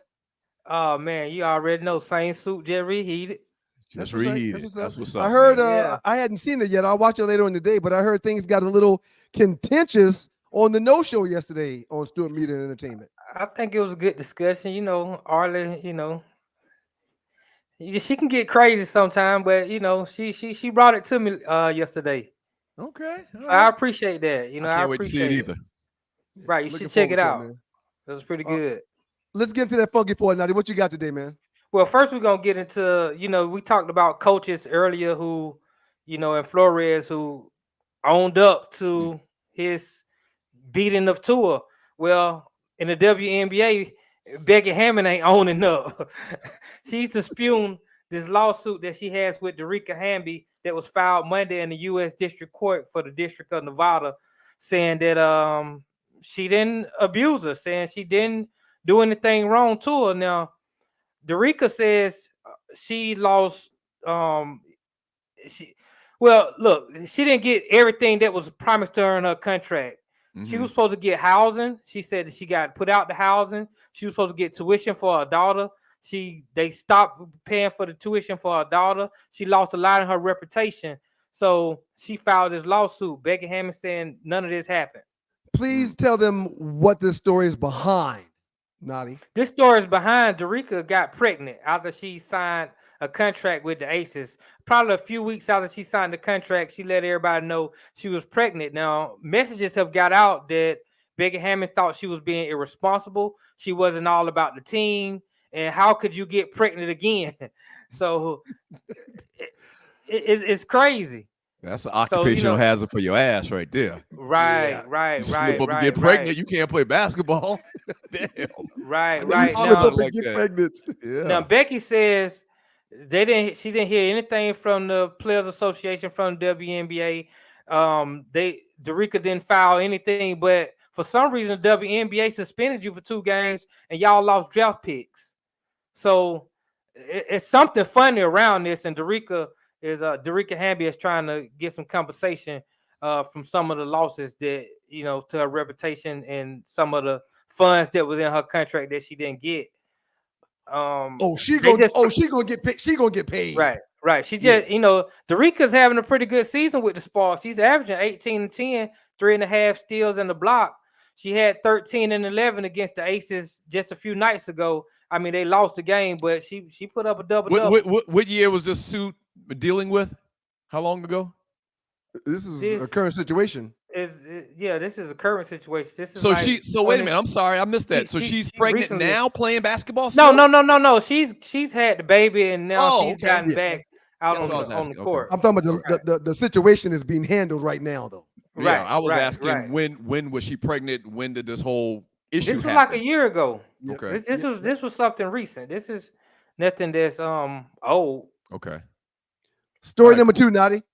All right, Mike Hall Jr. for the Browns. Like a week ago, his fiance had him bammed up, man. Say he put the pistol to her face and everything. What? Well, right. But now she's coming out. She's recanting that whole story. She say that didn't happen, and reports have gotten out that actually just last year she bust him overhead in the bottle at the Columbus airport, shattering glass everywhere. Yeah. He's been going through it. They've been going through it. They got an 11-year-old son together. Obviously, she has a daughter before him, but they've been going through it. According to the incident report, he threw out her belongings. They had some sort of situation. He threw them out on the porch. He locked her out. He left. My question is, if you've been going through all this, she done bust you in the head with the bottle in public. She's only your fiance. You ain't tied this knot yet. Right. Would it be a good decision to go ahead and back out? Yeah, absolutely. Absolutely, it'd be a good idea for him to back out. Yeah, get away from crazy. We talked about this the other night on the pop-up that we did, on the Stu Screw pop-up. Sir, if you're a part of crazy, when you know it's crazy, nothing good's going to come from that. You've got to get away and disassociate yourself from crazy when it comes to relationships, because it never ends good because it's crazy. And guess what? It never gets better. No. Like people be banking on it to get better. Oh, it's going to get better. No, it's probably going to get worse. No. Real quick, Nadi, before you move on, go ahead, say what you were going to say, Nadi, please. I was going to say, can the Newsy be that good? You hit me in the head. You shot a ball over my head one time. Nah, we ain't having no baby. I'm out. You mentioned the Cleveland Browns. I had a stat that I was going to talk about earlier, but we talked about so many things I couldn't get to it. Doug, did you know that Myles Garrett has played 100 games in the NFL? No. And within those 100 games, he's had 88 sacks, 94 tackles for loss, 17 forced fumbles, and 172 quarterback hits. That is 2 to 4 impact plays per game for Myles Garrett. Mm-hmm. Isn't that crazy? No, so I need a comparison. Like at 100 games. Comparison. Right. I'm asking at 100 games, is anybody else at 88 or more, or is it way less? I need to put it in perspective. You said 88 for 100 games. That's damn near a sack in every game the man has played in, man. Right. I mean, Robert Porsche, one of the best defensive ends in the history of the Detroit Lions, averaged 10 sacks a year for a decade. Okay. Myles Garrett. Sometimes you don't need a comparison to understand that numbers are mind blowing. So that's 160 to 170 games for Porsche. Mm-hmm. Garrett's got 88 and 100, man. It's ridiculous. The numbers are ridiculous. Okay, I believe you. He's a beast. Oh, he's an animal. He's an absolute beast. He's a perennial defensive player of the year candidate. No question. I mean, it's every year. And he can dunk a basketball at 280. I mean, he's a freak. He's a freak. Yeah, he's a freak. Right. Naughty, story number 3, Naughty. We're going to stick right here in Cleveland. Denzel Ward, he's sitting out right now with a concussion. He's had 5 concussions since 2018. You're also dealing with Deshaun Watson with a sore arm. They're preparing Jameis Winston as if he's going to start game 1. How concerning are both of these for the Cleveland Browns? I mean, they got a dark cloud over them. 5 concussions. Can't get right. 5 concussions. He need to shut it down. He should have shut it down maybe after 3 or 4. Well, and Deshaun Watson, a tired arm is what the diagnosis is. Would you say he's been held out of practice? He had arm soreness last year, and they end up shortening his season and let him go and get better rehab. Yeah, but he had surgery. He had surgery on the shoulder. Yes, on the shoulder. But I don't know. I hope that we're going to see Deshaun Watson, vintage Deshaun Watson. But it's looking like that that might not ever happen again. We might not ever see the guy that we saw in Houston or that we saw in Clemson. No matter if we ever see him again or not, he still walks $250 million. Yeah, right. Guaranteed. Beautiful. Guaranteed. I love it. I love Good it. for him, man. I love it. And I'm happy for Jameis Winston because they got a squad around the quarterbacks in Cleveland right now. So Jameis may have success if he gets an opportunity to play. Jameis not gonna have no success because Jameis just not a good quarterback. He doesn't make good decisions and he don't make them fast. So Naughty, that's what you have to have a quarterback. How he keep getting these jobs, Naughty, if he's not a good quarterback? Thank you. How did he win a national championship? Thank you, Doug.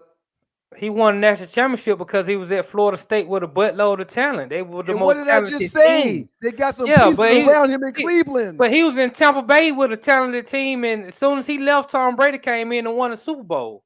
This guy couldn't stop throwing the ball to the other team. Well, I didn't say he was Jameis. They got on a different color. Don't throw it to that team.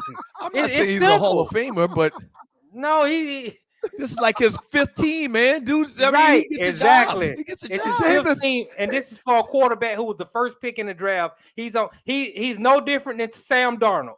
Okay, you 100% right. He has not lived up to being the number 1 pick in the draft. I agree with you on that. Hey, Jameis, they got on a different color. Right. I agree with you on that. Give us that 4th story now so we can keep it pushing, man. Right. Speaking of quarterbacks who getting a start with me and Ryan, we talked about this on the pop-up show a week ago. But Drake May seems like he's going to be the starting quarterback for the New England Patriots. Now, we thought Jacoby Brissett was going to get the job, and Brissett has taken most of the first team practice reps, but his performance in the preseason hadn't helped him. I mean, he's only 3 for 10 for 17 yards. Now, Drake May hasn't been too much better. I mean, I'm looking at the stats, 8 for 14, which is 57%, 66 yards. No passing touchdowns, no interceptions. He did have a 1 rushing touchdown against Philly, but New England is in trouble, man. I don't know how they're going to move the ball. Yeah. It don't look like they're going to move the ball. I'm not going to say I was wrong on Drake May because I questioned him after that first preseason game. Brissett went in there and stunk it up and gave him the opportunity to do what he's done. Right. But you're right. His numbers to this point are nowhere near Bo Nix's numbers. Right. And I don't know exactly how it's going to go down. but they love the pick so far, and let them tell it they love the pick.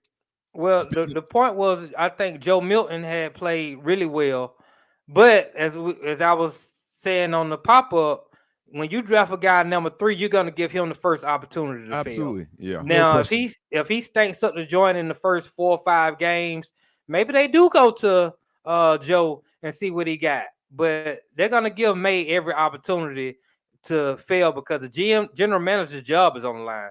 You remember Milton is from Tennessee, right? Didn't he play at Tennessee? Yeah. Yeah, He a did go to phenomenal player. Tennessee. A 6th round pick for New England, but a phenomenal player. No, 3rd And he round. has looked 3rd good. round. He was 3rd Was round. it 3rd or 6th? 3rd. I thought he was a 6th round pick, but I I'll think it's fact 6. check that. I think it's 6. Outstanding job, Nutty. We appreciate you, Yeah, man. New England's done well with 6th round quarterbacks, so it's worth a try. It's worth. Outstanding job, Nutty. Speaking of which, quarterback starting, Bo Nix is going to start for Denver. They've already named him the starter. He's the first rookie starter for the Broncos since John Elway. Yep. Let me get y'all thoughts on this. These quarterbacks that have come out this year, last year, they were affected because of the COVID years. And in a lot of cases, they had more time to develop because they got an extra year. There you go. And they got extra snaps. Yep. What do y'all think? You think these guys that are getting these stars, Drake May and Bo Nix, you think these guys are going to be better quarterbacks than traditionally have come in and struggled early because they had some extra time and seasoning in college because of COVID and getting that opportunity to play a little longer? We talked about it on the pop-up. Bo Nix started in college football for 2 historic programs 61 times. Yeah. He's not new to this. He's got so many reps. He's not a pro yet. Well, he's a pro now, but he hadn't played on the pro level. But when it comes to that many reps, you understand the game and the speed of the game a whole lot better than somebody that's only started 20 games. Yeah. 61 games, that's a lot of football, man. Yeah, most of these guys I don't like, but they're going to be presented with an opportunity to start. I think I like Jaden Daniels, but NFL game and the college game are so different. Until you get on that gridiron and go 4 quarters and get the job done, I don't know who you are. I don't know what you are. I don't know what you're capable of. So we're going to have to find out. Bo Nix has played 7 series this preseason, and he's driven the team to score in 6 of them. That young man is ready. And don't forget, he's with Sean Payton, who was a quarterback whisperer. Yeah, I think it's going to work out good for Denver. And I keep going with saying, how is Sean Payton a quarterback whisperer when he's only had one great quarterback? And that's Drew Brees. Everybody else he hasn't whispered to him. Yeah, well, he's had a great Russell Wilson. You didn't whisper to him. No, he didn't whistle to him. He didn't whistle to the guy after Drew Brees, who I think was Jameis Winston. I mean, who is he whispering to? You just talked about Winston sucking, and we see what Russell is doing right now in Pittsburgh. He ain't doing nothing either. So again, he did have Drew Brees, who is a Hall of Famer and who won a Super Bowl down there. So he's looked at, Sean Payton, that is, as one of the most creative offensive play callers in the NFL. How can you be qualified as a quarterback whisperer with only one quarterback that you whispered to? You have to have a resume, a track record, at least 3 or 4 guys who you turned around. The dog whisperer can take any dog that you got who's been a bully in the block, and he can turn that dog to a household pet that's so sweet and lovely and follow every instruction that you give him. But I need to see more than that from one quarterback from Sean Payton before I get him a quarterback whisperer status. Title. But Dred, at the end of the day, he won a Super Bowl, and not a lot of people do that. Who won a Super Bowl? Sean Payton. Oh, Sean Payton won a Super Bowl. Yeah. Okay. So and then he got suspended. Then he got suspended for bounty gate. So I mean, that was because of the defensive coordinator, but Sean owned up to it.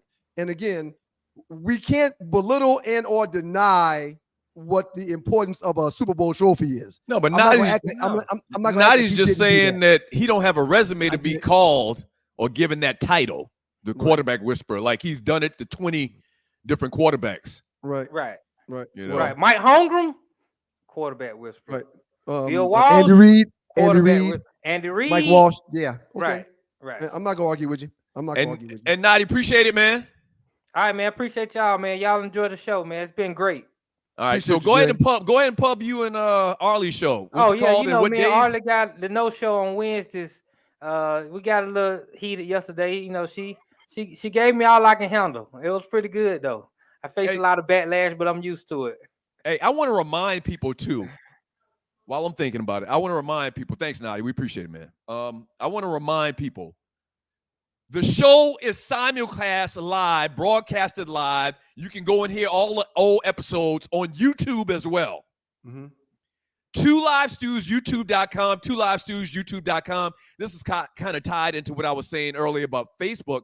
Facebook is very temperamental, to say the least.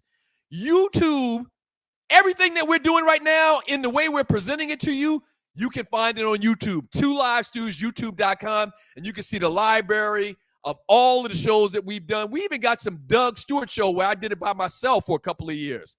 All right? 2 Live Stews, YouTube.com. We might need to take a look at moving more of the operation towards the YouTube side than these Facebook people, man. I mean, Tree's only been saying that for 7 months. I know, and she's been saying it, and Right. I know. I mean, 7 months. Yeah. I mean, from day one. But I think, okay, I get it, I understand, but guys, the money's right here. It's been 7 months. So if you're listening on Facebook, we appreciate it, but try YouTube. It's no different. And also, it's absolutely no different. You have to hit the follow or subscribe, and you'll get the alert just like you do on Facebook. But try YouTube. I'm not sure you've checked it out, but she's creating playlists of things that we've done, and you can find all of the playlists on YouTube. Okay, it's a really good platform. Oh, I hear a doorbell. Come on in. Who's that? Is that Treat? Come on in. Hi, good morning again. Okay, let me stop this. How was your workout? How was your workout? We did that already, Douglas. Stop it. So, ladies and gentlemen, thank you so much. There is a lot of commentary in the Facebook group. I don't understand ninjas that are averse to YouTube and they're like, someone this morning, because I'm over here working the Facebook page, even though they do what they do. Y'all can still listen to us. We met with Charles Rose. He told us he don't watch it in the car, but he listens to it.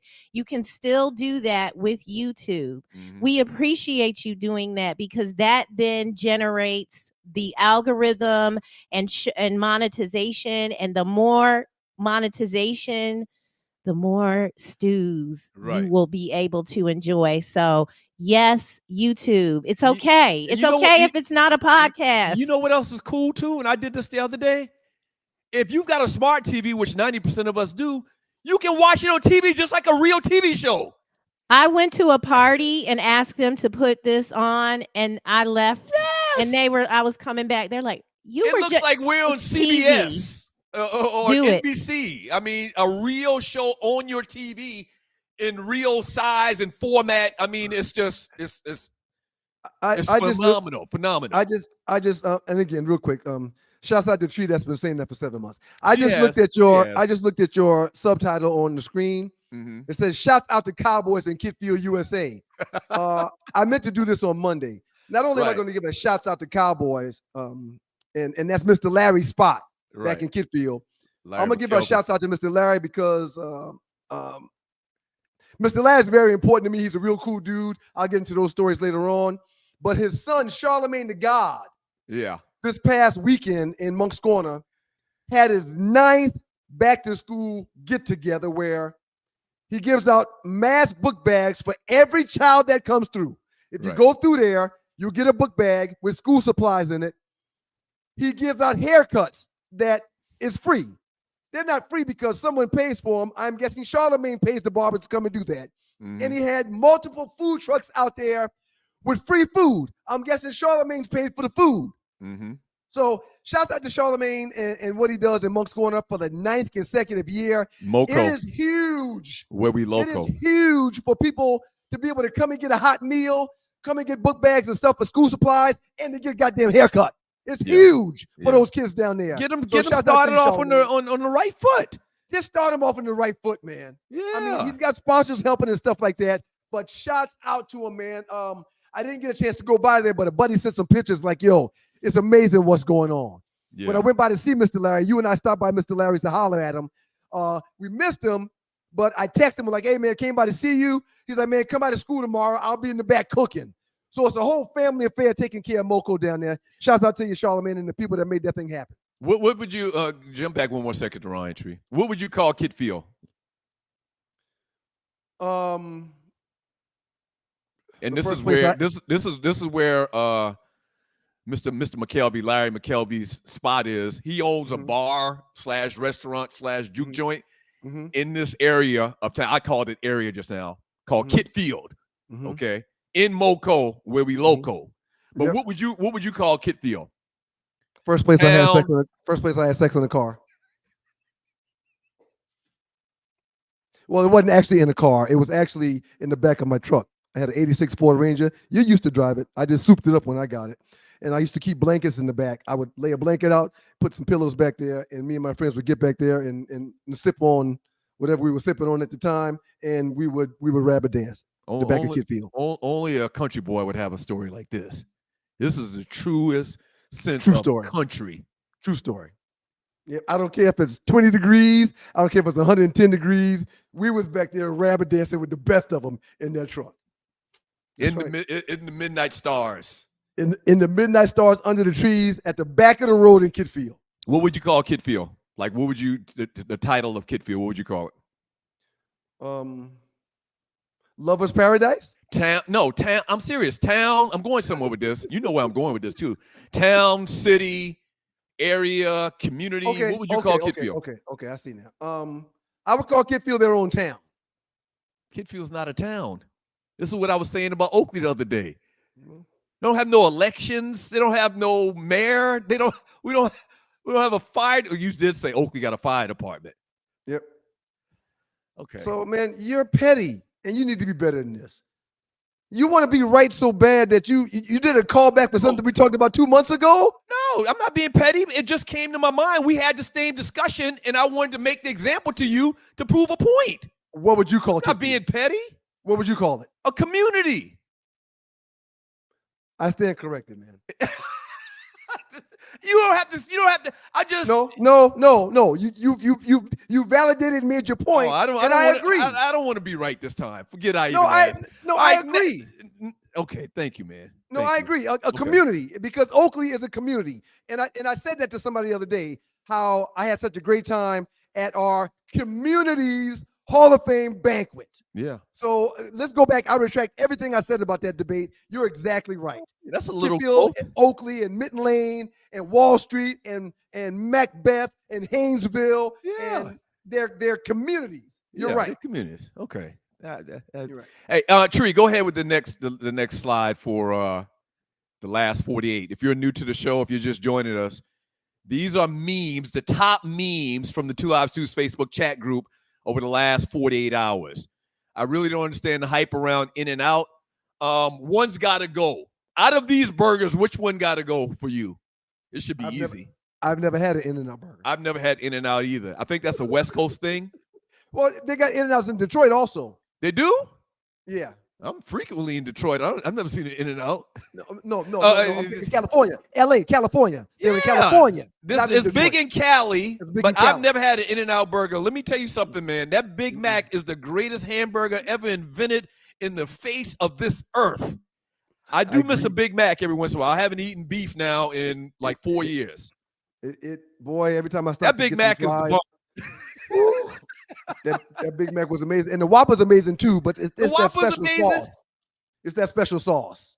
Ain't no special sauce on the Whopper. Oh, you talking about the Big Mac? The Big Mac. It's that special sauce, which is nothing but $1,000 dressing, but it's awesome. It hits. It's hitting. It's hitting on all cylinders.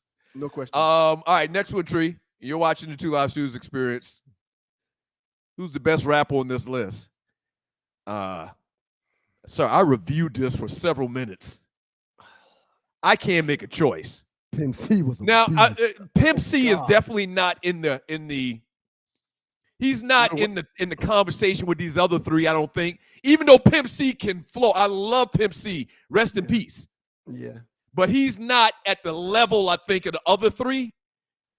That Lil Wayne, he's a freak, but Lil Wayne can rhyme, sir.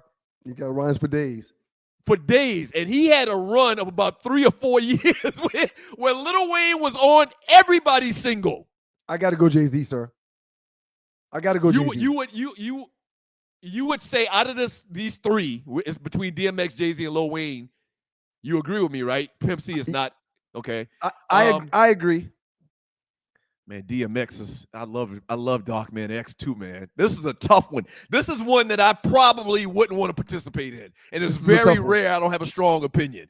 I'm a Jay-Z fan. Everybody knows that.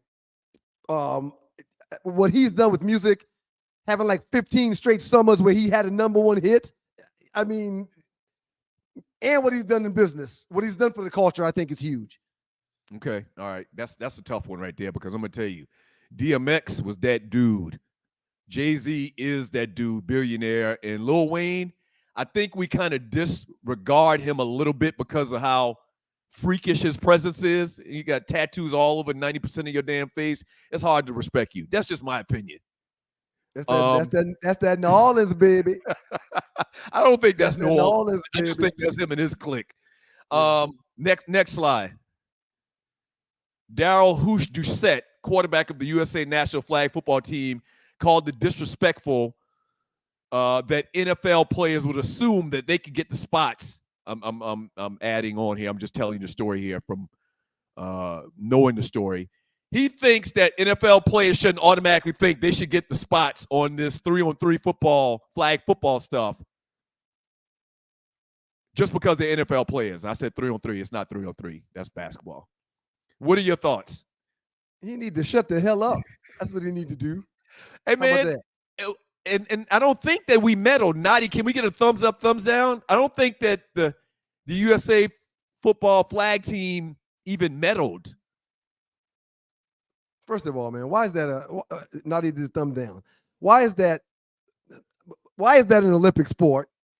But why wouldn't the professionals like Tyreek Hill and Patrick Mahomes and all those guys, why wouldn't it be better than this guy? So we just started doing NBA players like in the last 25 years. Nadi, somebody, whoever's trying to come into the house, they ring doorbell. Jump on in here, Nadi. That doorbell is jumping. I don't think they started the flag football until 2028 in LA. Okay, so it's the next Olympics. That's why they haven't medaled yet, but I'm pretty sure they will medal. Okay, so wait a minute. It wasn't even in these past Olympics?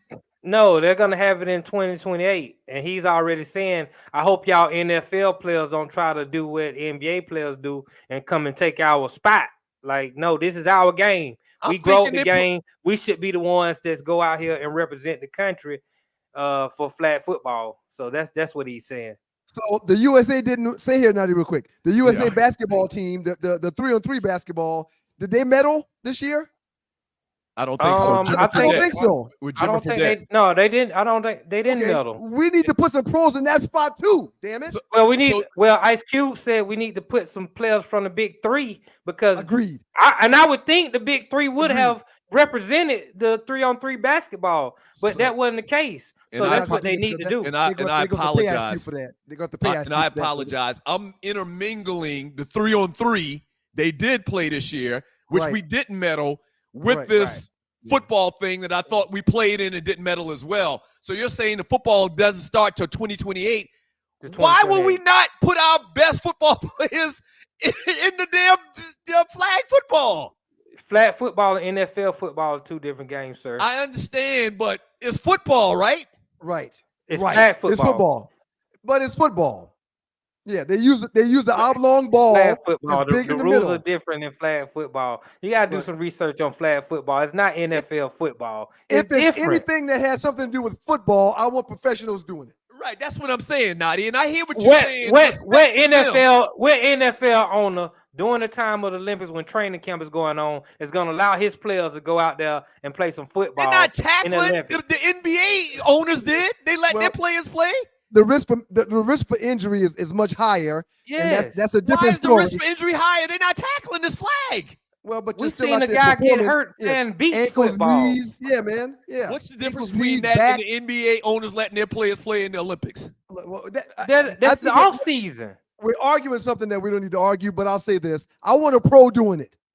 Don't give me nobody that You're gonna have a and I'm pro. not You're gonna have a pro flag football player doing it. There's no who you're such gonna have. thing as a pro flag football player. No, there's a pro That league. doesn't- I think there's a pro Actually, there league in is a such flag thing. football. Yeah, Yeah. there's a whole league. Okay, moral of the story is this. This Give shit me is the crazy. Give me the professionals. I mean, That's this, all. this issue's Yeah. crazy. I'm Give me sorry. Tyreek Hill. Give me Patrick Mahomes. Patrick Mahomes is a better quarterback than anybody that's in that league y'all talking about. Now Nadi's saying is the NBA is in their off season. It's in the off season. So I get that. the Olympics ended 2 weeks ago.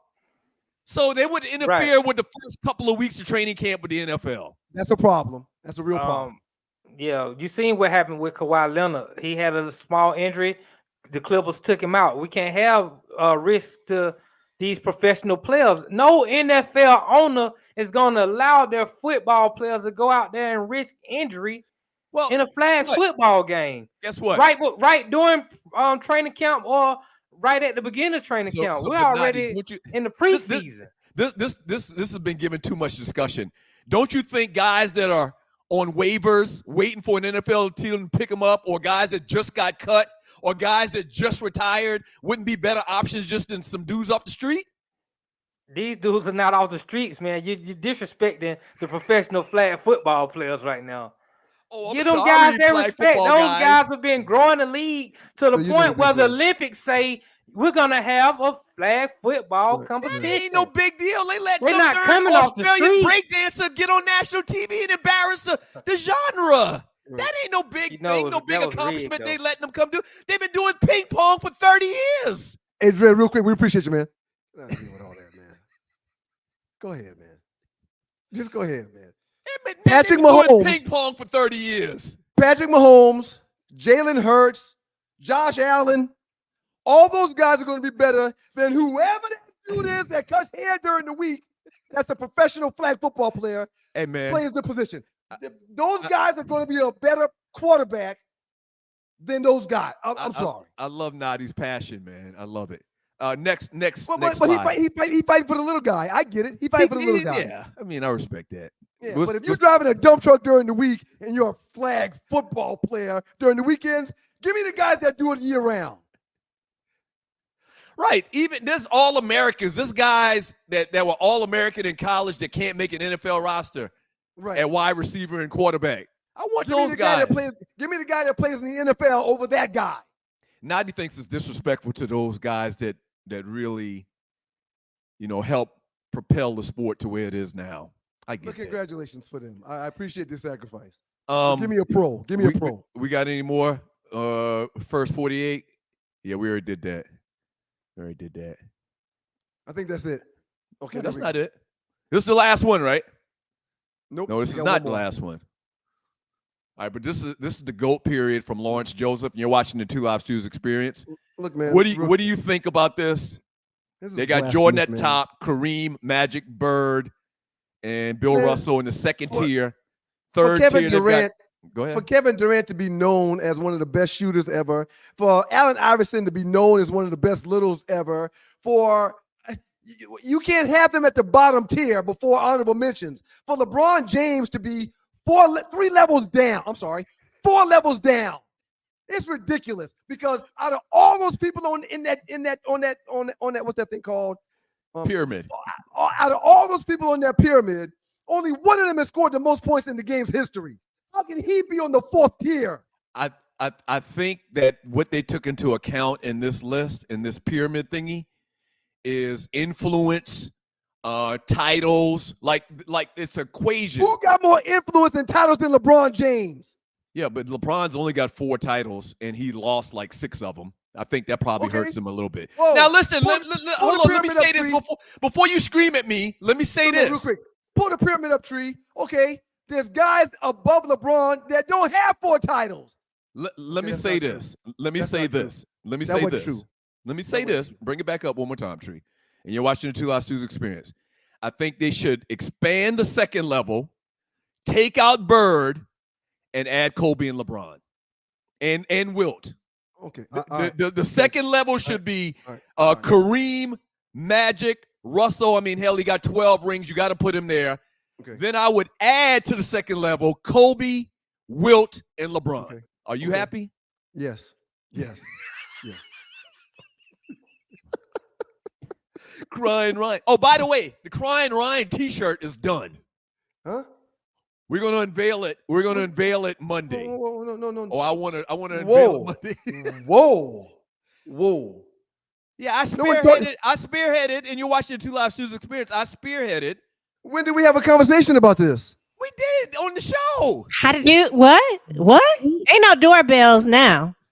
Arlie, this is that morning randomly where he sent a text and said, I got a great idea. And then we never heard from him for 12 days. No, remember we said we did the photo shoot and we were sitting around eating and he said, y'all want me to do this? Y'all think people will do a shirt? We were like, yeah, I got an idea. And then that was a month or two ago. We never heard anything. The most emotionally and you're using Ryan's likeness without his permission. I don't want my name on my face or no T-shirt. It's too late. It's too late. The shirt is done. The design is done. The Crying Ryan shirt will be debuted Monday. Who buying you gonna bust out with that though? See, that's management. Management. It's a dictatorship. It's not management. It's a dictatorship. No, you Doug call the it dictator. Dictator. You call it dictatorship. I call it management. Look at my eyes. Like this show is ran like a republic, not a democracy. Very much. Like Sammy Davis. We're just figureheads. I'm just curious to know what the shirts look like. Does anybody have any idea? No, nobody has an idea because I'm the only one that's been working on it. It's done now. It's ready. Why didn't you do a Doug the Dictator T-shirt? No, because we agreed upon, Crying Ryan. No, when did we agree upon it? I don't. Man. Well, we'll see. Ryan Monday. clearly didn't agree. He's over there like, whoa. You need to tell your mama on him. That's what you do. I'm gonna call after the show. We'll have some discussion about it then. Pimp. You gonna show us Monday though? Yeah. Wow. Look at you gonna show us Monday though. Matter of fact, I was going to show it to y'all now, but we're going to wait till Monday. We're going to build up some drama around it. I can't wait. I mean, the think drama it's good. gonna be I think it's good. Ryan whooping on your pit. He gonna take you outside on the front lawn again. Thank you, Tree. I appreciate Ryan that. Lion. I mean, trust me, you're gonna love it, man. You are gonna absolutely love it. This is the first. It's the first shirt in a series of T-shirts from the Two Live Stews. They're collector's items, and you've got the first one. You have the honor of being the first one featured on a T-shirt. Listen, the financial aspect of it really excites me, but not knowing about it really pisses me off. And I'm calling Mom after the show. All right, do we have any more of the memes? I didn't mean even. Paul Feinbaum is baffled by ESPN's sudden decision to fire Robert Griffith III. I have a strong opinions on a lot of people I work with, and some of them might blow you away. Point being, I have no idea why ESPN fired RG3. If I had some insight, I would be happy to share. I know him pretty well, and he was completely different from most of the paid-by-number analysts. RG3 was very good on TV. Now, he's kind of a corny dude to me, and I've said that before. A lot of people, why you call him corny just because he, well, whatever the case may be. I find the dude to be kind of strange and corny. That being said, he was excellent on TV. Minus the hair and the pigment of his skin, he and Paul Feinbaum are synonymous with each other. RG3 is very good on TV. Why they showed him the door? I got a good idea why, because he started being too political and black. He started commenting on black issues, and anybody, you can go back to what's her name, the young lady, Jamel Hill and Michael Smith and anybody. The Two Live Stews, maybe some people will say. I don't know that. But when you start, you piss Skip off. That's why we're no longer there. When you start addressing black issues and calling out bullshit, gotta go. They get rid of you. So it's kind of strange because RG3 is what I would call, he's married to a Caucasian sister, and he's a little different. But he has been taking some political stances lately on ESPN, and they got rid of his black ass. Yep. Join the party. Yep. Okay, real quick. Was that the last one, Tree? Okay. See this? I'm going all the way to 9 o'clock, Shouty. I love it. I love it. I want to ask you a question. Can I ask you a question? Yes, sir. And you're watching the Two Live Stews Experience. Thank y'all for joining your boys. Tree, are we good for this? Okay, real quick. I have a question for you. Okay. Will Patrick Mahomes win his 3rd straight Super Bowl this season? Or will Lamar Jackson win his 3rd MVP? Go. I mean, all those questions are very possible. That's the best answer I can give. Very possible Kansas City going to win another ring just because they got everything cooking. They drafted a wide receiver that's the fastest guy that ever ran the 40 at the combine. So that's even more. I think Lamar Jackson at some point got to win a ring, even though you talked about the MVP. He's got 2 of them already. He's got 2 MVPs, sir. Probably, I probably say Patrick Mahomes because the weight off Lamar Jackson is going to be decreased because they got Derrick Henry. We're in the so same he's page. not going to be able to do. He's not going to be featured enough and have to break containment and break the play as he has in the past because he's not going to really have to do that. They're going to give the ball to Derrick Henry a ton this year, man. And another thing, this is not a question, but I agree with you wholeheartedly, 100%. Yes, thanks to Travis Henry now being a Raven, I think the load will be lifted off of Lamar. Derrick Henry. Mm-hmm. I said Travis, the former Titan. Right. They're both former Titans, as a matter of fact, but I meant Derrick. I think with Derrick Henry being there now, the load will be lightened on Lamar Jackson. So he's not going to have to carry the team like he's had to carry them in the past. I think they're going to hand that ball off to Henry 20 times a game, which is going to open up every passing lane known to man for Lamar Jackson. He going to get 300 carries this year. He's going to get the ball 20 times a game. And how many games is it? 20 times 17? 17, what's that, 340? That's 340 carries. Man, that's some quick math. I believe that math is correct. 20 times 17 is what, 340? Is that right? I hope that's right. I hope that's right. They're going to give him the ball a ton this year. They're going to run him in the dirt. Shouts out to and the homie, I get it. Yep. Shouts out to the homie that just mentioned the Georgia Tech Florida State game in Dublin, Ireland. Ryan, please tell me you're going to give us your thoughts about the Tech versus FSU matchup this Saturday. I can't wait for this game. And what I'm going to say is this. As a former bettor of sports, the line for this game a month ago was 13. Going into this weekend, the game being in a couple of days, the line is now 10.5. So Georgia Tech's getting plus 10.5 when they were getting 13. So what does that mean? That the sharks and the wise guy and the money guys that run this whole gambling thing, they see value in Georgia Tech covering said spread versus Florida State. I think we're going to shock the world this week and win this game versus FSU. I think FSU has lost too many players to the draft.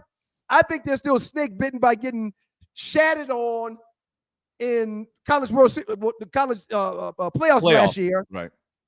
And I think that Tech has done a great job of bringing in better talent. I mean, hell, we got an offensive line that we're paying $800,000 a year now. Who would have thunk it? Y'all not paying them. Well, Tech the not collective paying them. is. The collective is. Our NIL collective is paying them. Wow. I didn't know that's what it was. I thought he was getting donations or something like that. No. But go ahead.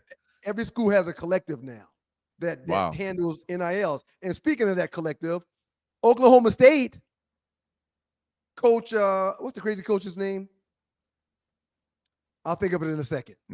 They announced on Tuesday that they'll be wearing QR codes on the back of their helmets, sir. I thought we had a slide for that, but okay. And the QR codes are something that when you scan it on the back of the helmet, it takes you to the collective so you can donate money so they can keep players coming in. Directly. Mike Gundy, that's his name. Mike Gundy, yeah, with the mullet. Gundy's had to tell his players during the season, sir, while they're practicing, getting ready for the first game, stop talking about the money. We're not doing that no more. We can't do that until December. Because all the players want to talk about these days is how they can get more paper. College football is in trouble. I'm very happy about the collective. I'm very happy these guys are getting money. but they've got to figure out a way to regulate it and make it make sense for everybody, because in the early fall years or early fall months of the college football season, you've already been through 2 days. You're getting ready for your first game. If these players have the audacity and the unmitigated gall to approach Mike Gundy to talk about more money, it's off the hinges. It's going to be a problem. From Jungle Brother, head coach Bobby Ross, 1990 college national champions. Georgia Tech is a big-time program, more national titles than Oregon. That's true, technically. We've got 4. We've got more national titles than Georgia. Well, not now, but prior to Kirby Smart, we have more national championships than Georgia. We got 4. Man, listen, and I'm not saying this as a shot. Okay? Can you just acknowledge that I'm trying to be analytical here? And what I'm about to say. Analytics ain't got nothing with how you about to hate on my school. No, I'm not. I'm not going to hate. This is not haterism. The point I'm trying to emphasize the point I was making earlier that you and Jungle Brother disagree with. If you ask any college football fan, give you the top 10 college football programs from the last 30 years, I promise you, none of them are going to say Georgia Tech in that 10. Who cares? I don't care. I'm a Tech fan. I mentioned it earlier. You're the reason. Tech's the reason we're in Atlanta. The Stewart family is in Atlanta. We got cousins and everything. But if you ask any college football fan, name the top 10 college football programs in the last 30 years, they're going to say Georgia, Florida State, Miami. They might even say Oklahoma. Son of a bitch. You're reading off a list. You see, this is one of those things. This is you railroading the show. If you tell me to talk about this, then I can have a list prepared myself. But I'm not reading off any list. They're going to say Oklahoma. They're going to say Alabama. They're going to say Michigan. They're going to say Ohio State. That's 9 right there. And they're going to say, I don't know, who else? They're not going to say South Carolina State. Oh, they're going to say Auburn. They're not going to say Tech, man. They're not going to say that school down in Orangeburg. I know that much. Oh, now it's tit for tat. No, yeah, yes it is. It's tit for tat. I already told you I wasn't making a personal shot. I was just making a point. But why are you making the point? The reason why, because we talked about this earlier, and I was trying to figure out why the hell did this little ninja want to go to Georgia Tech? I was smart. That's why. Look at God. It made total sense. Look at God. We've created a few. We've created a few businesses off of the move to Georgia Tech. Listen, it's divine intervention. It's the plan. I agree with you. Serendipity. But just understand, nobody's going to say Georgia Tech is a top 10 program in the last 30 years. Maybe back in Bobby Dodd days. Real quick, I'm going to say one thing before we get out of here, before I give us some grades. And I doubt you're going to get an A today. No offense, man. Words hurt, Doug. Arlie, A+ for you. Outstanding job. Thank you so very much. Yeah. Dread, outstanding job, man. Wonderful, funky four. We appreciate you. And Tree, it sounds like today you got heard, Tree. You've been saying for weeks now, that's 4 weeks every month, 4 times 7. You've been saying for 28 weeks that YouTube needs to be the hub. And today, I think you've been heard. A+ for you, Tree. Outstanding job. Everybody in that chat room, sorry we didn't get to the chat today, but Doug was on some B-Sugar-D. Y'all get an A+. Thank you for your contributions. Hey, man, you get an A. You get an A, too. I think you're going to like the T-shirt, too, man. I think you're going to like the T-shirt. I got Mo on speed dial. Mo, you never guess what he did today. And I'm going somewhere. I'm going somewhere with the T-shirt, the theme of the T-shirt. You'll see. It's going to be a bestseller, man. Is it going to turn $1? I think so, man. Because it's a theme that we're going to apply to it. Like I'm looking. You're going to love it. You're going to love it. Loose next side. Crying Ryan shirts available after the show. I mean, look, man. We discussed all of this, man. No, man. Everybody was on the line a second ago, man. No one remembers discussing the T-shirts. No one. Yeah, we talked about it on the show, and we talked about it in the chat room. You can go back. I think there's actual receipts in the chat group that I said that I was going to take the lead on it because we wanted somebody else to do it, but nobody wanted to do it. So I said, I'll do it. JY3, Doug created a T-shirt business. I'll say one thing real quick. He been a hustler since he was in middle school. That some bitch can turn $1, period. And not only can he turn $1, he don't spend the dollars that he turned. Oh, hell no. I don't know what he do with it. But he can turn $1. I'm not frivolous. Courtney Williams, 100% profit should go to Ryan. I agree. No. Oh, no. After Mom gets done talking to you, she probably going to call you within the next 15 minutes. Answer the phone. What do you mean, Mom, when she gets done talking to me? Man, I'm 54 years old. You see, God is good all the time, and all the time God is good. If you don't know him, you need to find him and show him some love. That's all he's showing you. You can't think the good folks from Southern Edge. Oh, yeah. She going to let you have it. Because you can't do what you're doing. You shouldn't do what you're doing. Dang, Shouts out to Southern Edge and the Southern Edge Beverage Company. We appreciate y'all, man. A lot of really big things going on with Southern Edge. Dr. Scott is hustling. And if y'all think that little clip with Dana Dane holding the bottle is huge, you ain't seen nothing yet. Man, I would unveil it right now, but I can't share my screen. Is there a way for me to share my screen, Tree?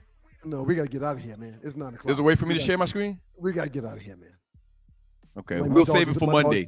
Pass the word. Crying Ryan T-shirts. My dog is about to piss and shat on the floor because he hadn't been outside yet. I can't debut in a T-shirt with my face on it, and I don't know nothing about it. Hey, man, we love y'all. See y'all Monday morning. Well, technically, right here. your face is on it. Technically. Wait a minute. No, you won't be here Monday morning. Oh, absolutely not. Oh, so we have to hold off till Thursday then. That's fine. We'll build up the speculation. It's marketing, sir. This is good. So we will unveil Ryan T-shirt next week Thursday on the show. It was too early to tell y'all, but I don't think I'm going to be here Thursday either.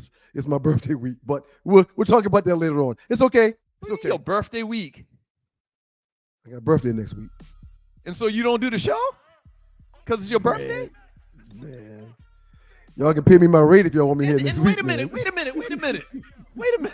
It's not your birthday next week. Your birthday is.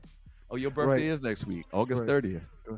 Yeah. Seems like I remember celebrating your birthday just a couple months ago. I think that's part of getting old, man. Senility setting in. Can I hear like Bill Clinton? I can't have so many pregnant pauses yesterday. Y'all be blessed, man. I'll rap with y'all sometime next week.